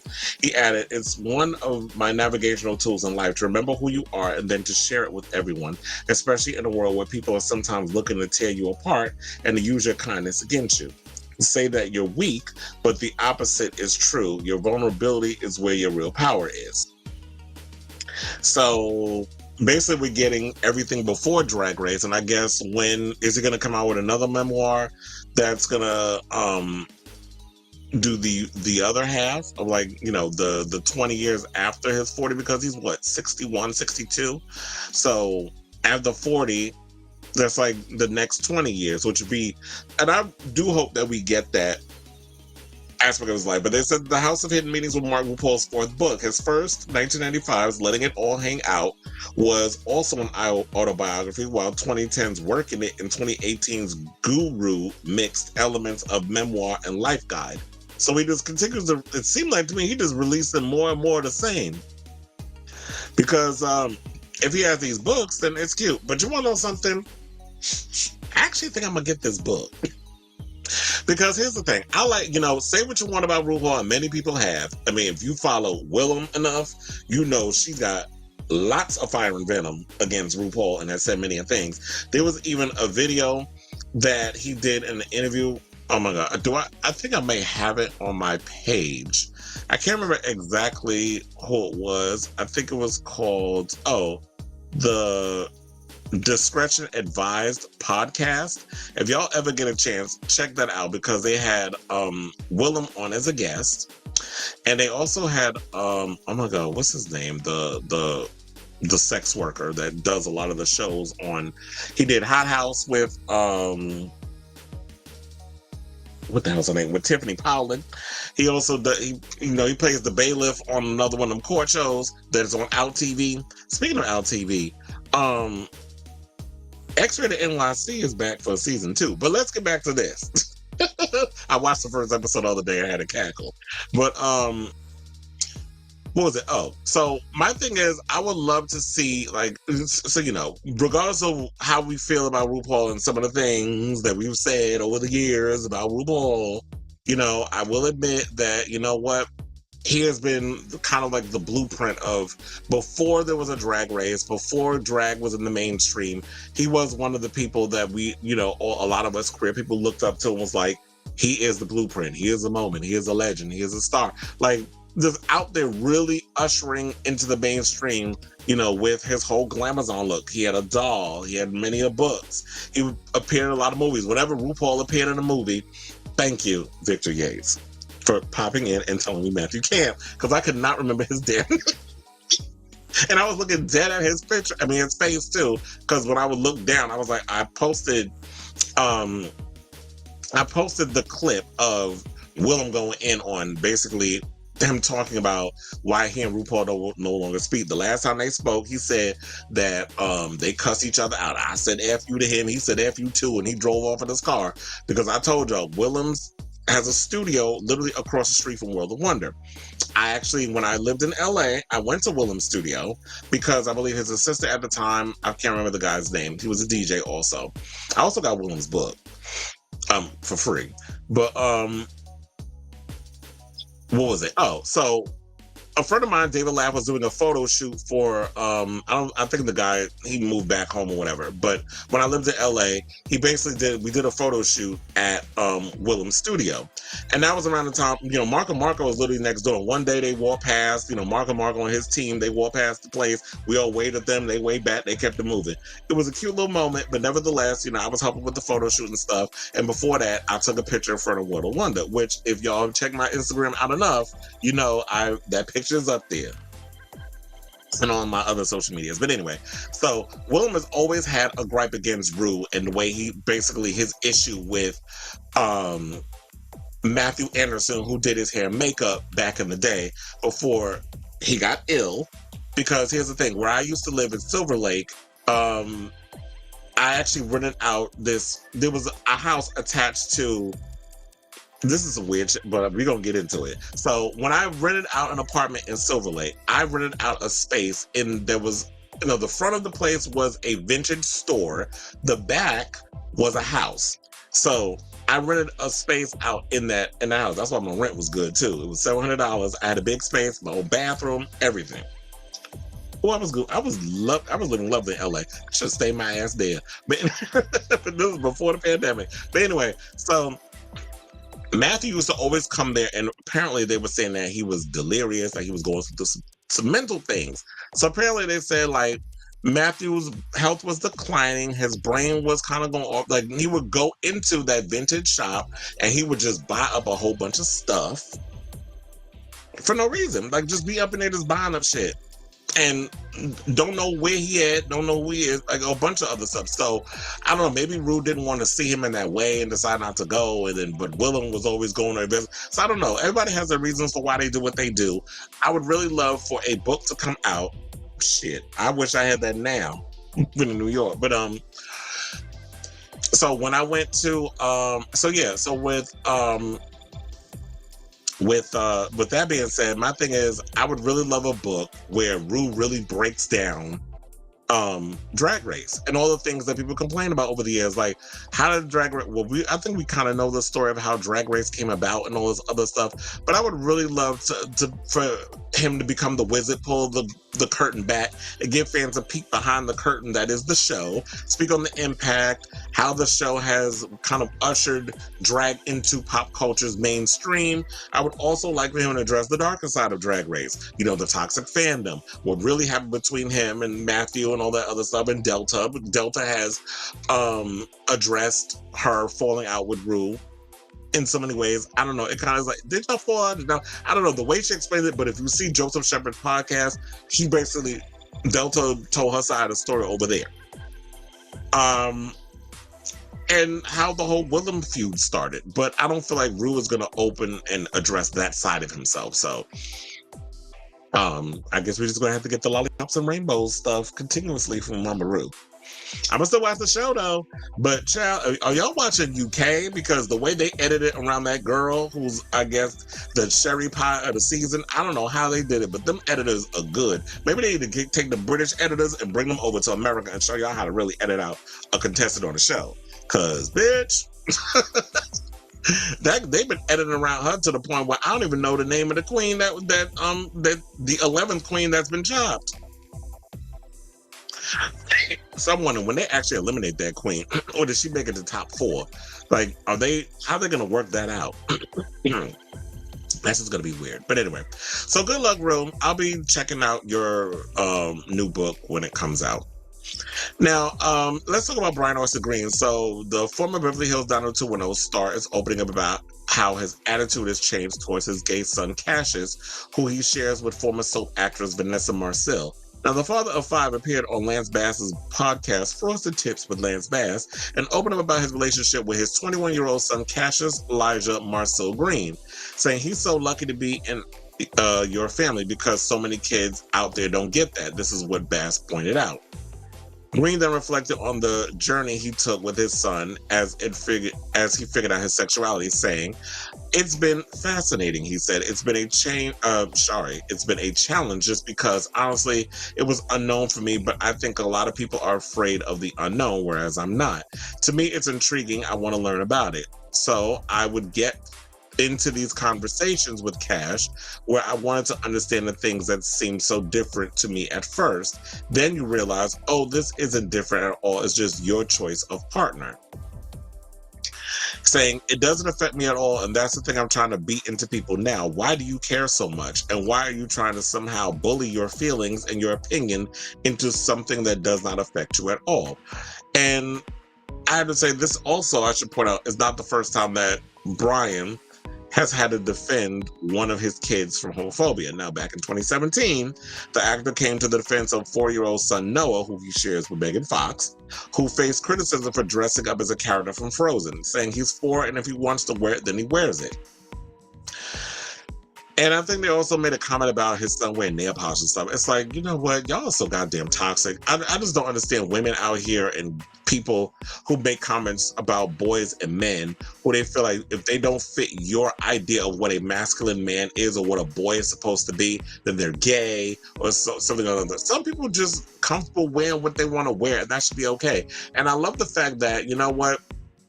Even though Ryan Austin Green has resorted himself, you know, is now at a point in his career where he's doing a bunch of damn reality shows. Like he's on that military reality show that's on Fox. I heard he just did not so long ago Masked Singer Australia, which I think Anastasia won her, the season that she was on. Remember her?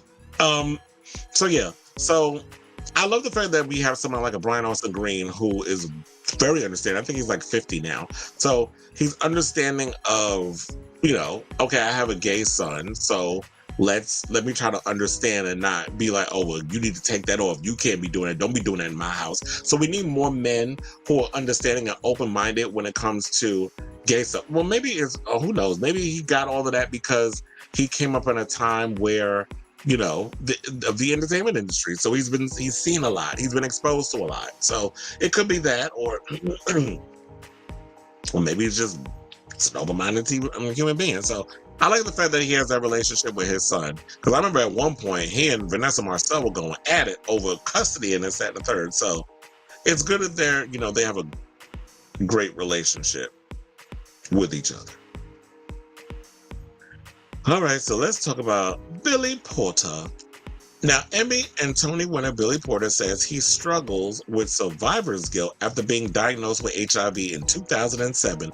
Now, Porter battles survivor's guilt for leading a full life with HIV. The 53-year-old singer and actor found out he had the disease in 2007, and he always feels grateful so many medical advances have been made in treating the condition for his generation when so many before him lost their lives to AIDS, saying, "I've had survivor's guilt. I've been HIV positive since 2007, and it effed me up for a minute.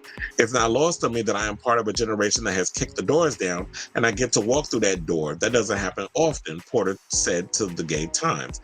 Now, initially, Pose star believed he should have known better and felt shame in contracting the disease, but has since become more optimistic. He said, "Now I understand that I'm here to speak for that generation and remind the world of who we are and who we have always been. Our contributions will be honored, and I get to be a part of making sure that happens, and it's a gift to me." Now, Billy's also taken the responsibility of educating the younger generations on acceptance, love, and unity through all communities. He explained, "We've been living in such a progressive space for so long. There is a full generation of young people that were born into rights that you didn't even know existed 10 or 20 years ago."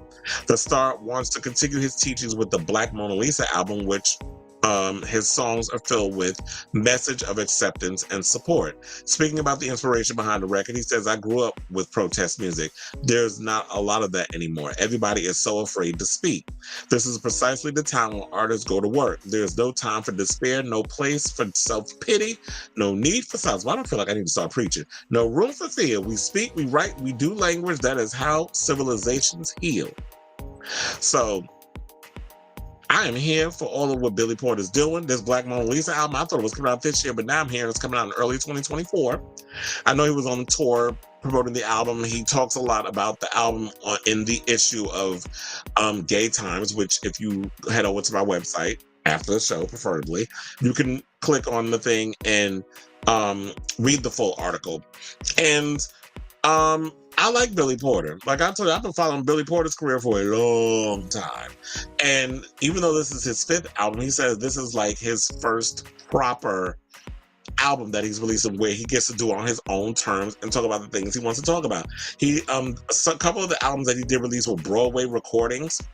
But then he at one point, he was given a label. He was not given a label, signed to a record label, signed to a deal. And they wanted him to sing the type of songs that they wanted him to sing, where he couldn't be his authentic self. He had to be in the closet. He had to sing these typical basic ass R&B tracks so that way they could sell to a certain demographic. And Billy was, I guess people just wasn't feeling it. They wanted him to hide his sassiness and his femininity and all that other stuff. And, he gets to finally live out loud and live his truth in this, that, and the third. And I'm happy for him. And I'm looking forward to hearing, I've heard a couple of the songs. I like what I've heard so far. He said he had initially his album was going to follow with this, was going to be similar to what Beyonce was doing with Renaissance. I guess in the industry, the one idea floats around. Everybody's kind of on the same wavelength. But then he said that it just got to a place where he just wanted to focus specifically on disco music, because at the time of disco, it was sort of like, it was a sense of euphoria. It was a sense of freedom. Like you didn't have to worry about all the things that we worry about now, which is, people trying to figure out how they're going to pay their bills and stress and all these other things. But back in those days of disco, it was all about that sense of freedom that you got with your sexuality, just being, just as a human being, you just let all your inhibitions go. And he kind of wanted to bring that sonically to this record. So I'm actually looking forward to hearing it. So far I've heard the songs that I've heard. It's like, okay, they're cute songs, but it's not giving me the disco that I live for, like that Chic and the Donna Summer and all that other stuff. Like, it's not giving me that disco, but I will definitely be out here supporting it. But I will say this, I do get where Billy's coming from, because you know what? Many boomers and Gen Xers, we grew up to believe that, gay people were all going to get AIDS and die. So, I know when I was a kid, that's what I always thought. Like when you're struggling with your sexuality and you had people out here telling, oh, you're going to die of AIDS and you're going to get then you're not going to live long. And so those were fears that, a lot of us had. Well, I'll speak for myself. That was a fear that I had. I thought I was going to end up HIV positive, and then I would just be taking medications for the rest of my life. Thank God, I worked at AIDS Center for Queens County. I've done a lot of community outreach throughout my life. Especially when I was in my younger years, I was out doing outreach and giving out condoms and educating people, with sex education and doing all those things and working amongst the people and doing nonprofit work, just so that way it'd be a way for me to contribute to my community and give back in so many ways. So that's why I got into doing the things. I educated myself a lot more. And yeah, I've stumbled and I've made mistakes where I felt one of the things I will say I regretted was there was a guy that I had met at a sex party. We were feeling each other, and he wanted to take me back to his apartment, and we were going to fool around and stuff. But then he told me he was like positive but undetectable. And my ignorant ass thought I was going to get it anyway. But now you learn later on that undetectable means untransmittable. So it was like, even when I had all the education there, it's just, okay, the dick's not getting hard. I can't top you. Because that's in the back of my mind, and it's sort of like it's that trigger of that fear when I was younger of you're gonna get AIDS, and when you hear those things, those are the things you worry about. But it's like like I always say, when you know better, you do better, and I knew better, and now I do better. And so, I just feel like people just need to educate themselves more. And yeah, I've always thought the same thing that Billy Porter has stated, where he says that, he looked at it as a death sentence, but now he looks at it as a way of like, oh, I was given this gift to educate people. And that's why he does it. So shout out to Billy. I'm looking forward to the new album, and yeah, the fashions and everything was over with. You know, the hair here, these crazy hairstyle, the fashions, everything was giving. And was okay. So now we got to close out the show, child, with the last topic, which is this Abercrombie and Fitch story, which I came across early Saturday. Now, I'm sure, I don't know, I'll ask if y'all saw the 2022 Netflix documentary where when about Abercrombie and Fitch, when, tea was spilled about the fashion label's racism and sexual harassment, courtesy of the brand CEO, Michael Jeffries.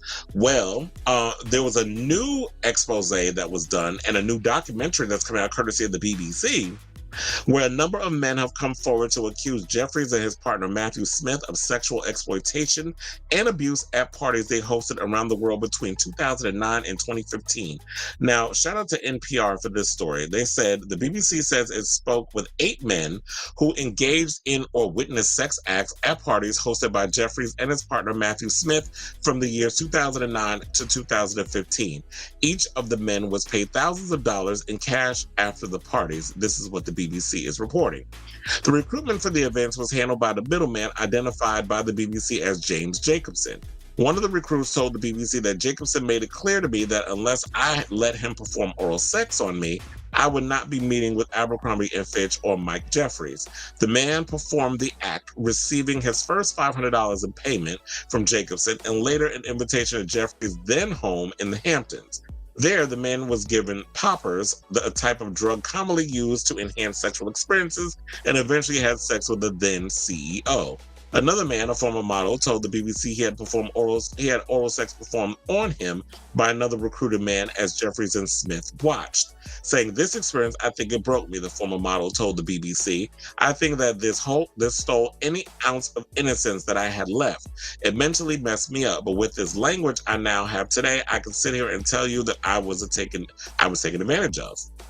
An attorney for Jeffries told NPR that the former CEO had no comment on the accusations, saying, "Michael is 79 years old and retired. In years past, he has chosen not to comment on media reports, documentaries, and stories of any kind as they relate to his personal life, and does not plan on doing so now," Brian Weber wrote in an email to NPR.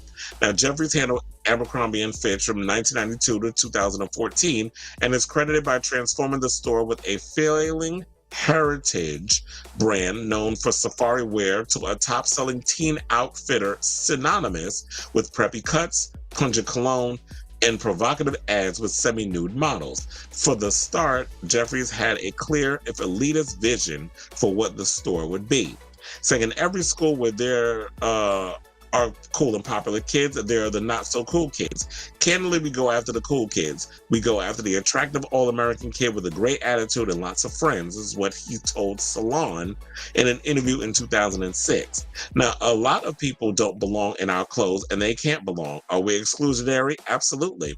The attitude struck success as a business strategy. Now, by 2006, earnings had increased for 52 straight quarters, with annual profits topping $2 billion. The company had opened 800 brick-and-mortar stores and operated 3 additional labels, including Hollister, the widely popular beach-inspired brand. But the marketing approach that made A&F into a financial success had made it an HR and PR nightmare. Now, funny enough, I didn't wear Abercrombie & Fitch because I didn't like any of their damn clothes. I just thought it was too damn basic. Now, in 2003, Black, Latino, and Asian American employees filed a class action suit against the company, claiming that minority applicants were discouraged from applying or kept out of the public eye in undesirable positions. The company denied wrongdoing and later settled for $40 million. Now, if there was no wrongdoing, why are you selling for $40 million? I digress. Around the same time, it discontinued A&F Quarterly, its magazine catalog that famously ran most photos of mostly white models cavorting half-clothed and even completely naked, alongside articles with not-so-subtle headlines like group sex. I do remember that magazine, by the way. When asked in 2006 whether the Quarterly was akin to softcore porn, Jeffries said that he thought the A&F treatment of sex was healthy. It's all depicting this wonderful camaraderie, friendship, and playfulness that exists in a generation and candidly does not exist in the older generation. The American Decency Association called for a boycott of A&F selling t-shirts reading Ditch Fitch.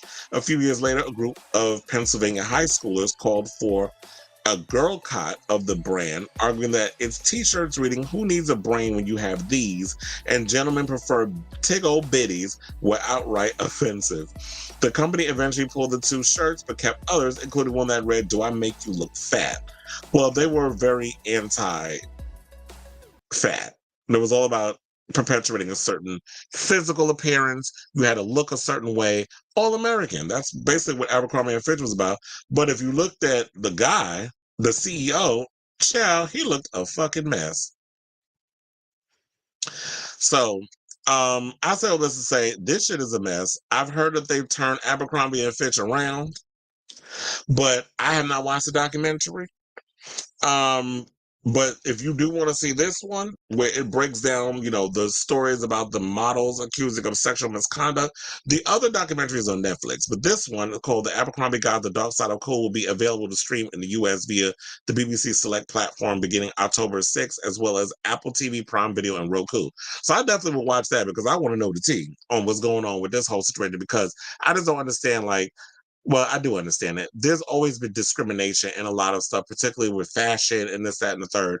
And I just thought, to fill out the show, it'd be fascinating to talk about this. But this is crazy that all of this tea is coming out. But I'm looking forward to seeing this documentary so that way I can break it down a little further. But just wanted to let y'all know that it's going to be out there. Now, I don't know if y'all have seen the my speaking of documentaries, it wasn't a documentary, it was my interview. Daniel McGarrigle, who was a former PA on the set of We're Here, we did the interview back in August, but it finally aired last Sunday on my website, well, on my YouTube. The numbers I know did very well. If you guys have not seen it, definitely check it out. I don't know how many I was like, how many people actually watched? Maybe I should go over to my channel real quick and see. So it says so far 441 views. Trailer need to be higher than that. But I have been sharing it all over my Instagram. I shared it on Facebook. I shared it on Twitter. I didn't really share it on Twitter, but I've shared it a lot of places. So if you ever get a chance, definitely check out the interview. It was very much an eye-opener. I did see some people complain to me, I didn't know watching this would be such a chore because I didn't immediately get to the interview. Well, I have this to say. When you actually take the time to put together your interview and you have a YouTube channel where you put your show together, then you can tell people what they can and cannot put on their own shit. Until then, thank you for being a fan and thank you for watching. So, and on that note, I want to say thank you all for watching. And tune in next week for a brand new episode of Kris Avalon Unfiltered, where I will bring you the latest and greatest in celebrity news and gossip and a whole lot more. So, until next time, ciao, darlings. There she goes. There's America. Ew.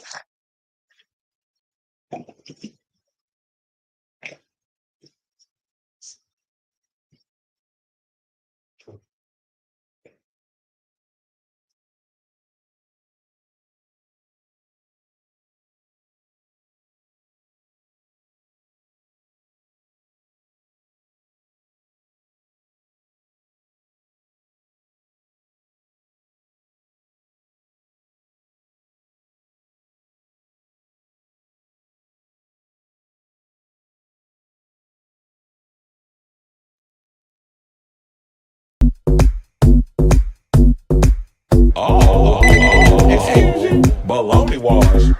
Annoyed. Hey, bitch. I'm just here to give my opinion and carry in it. It's Kris Avalon Unfiltered, bitch.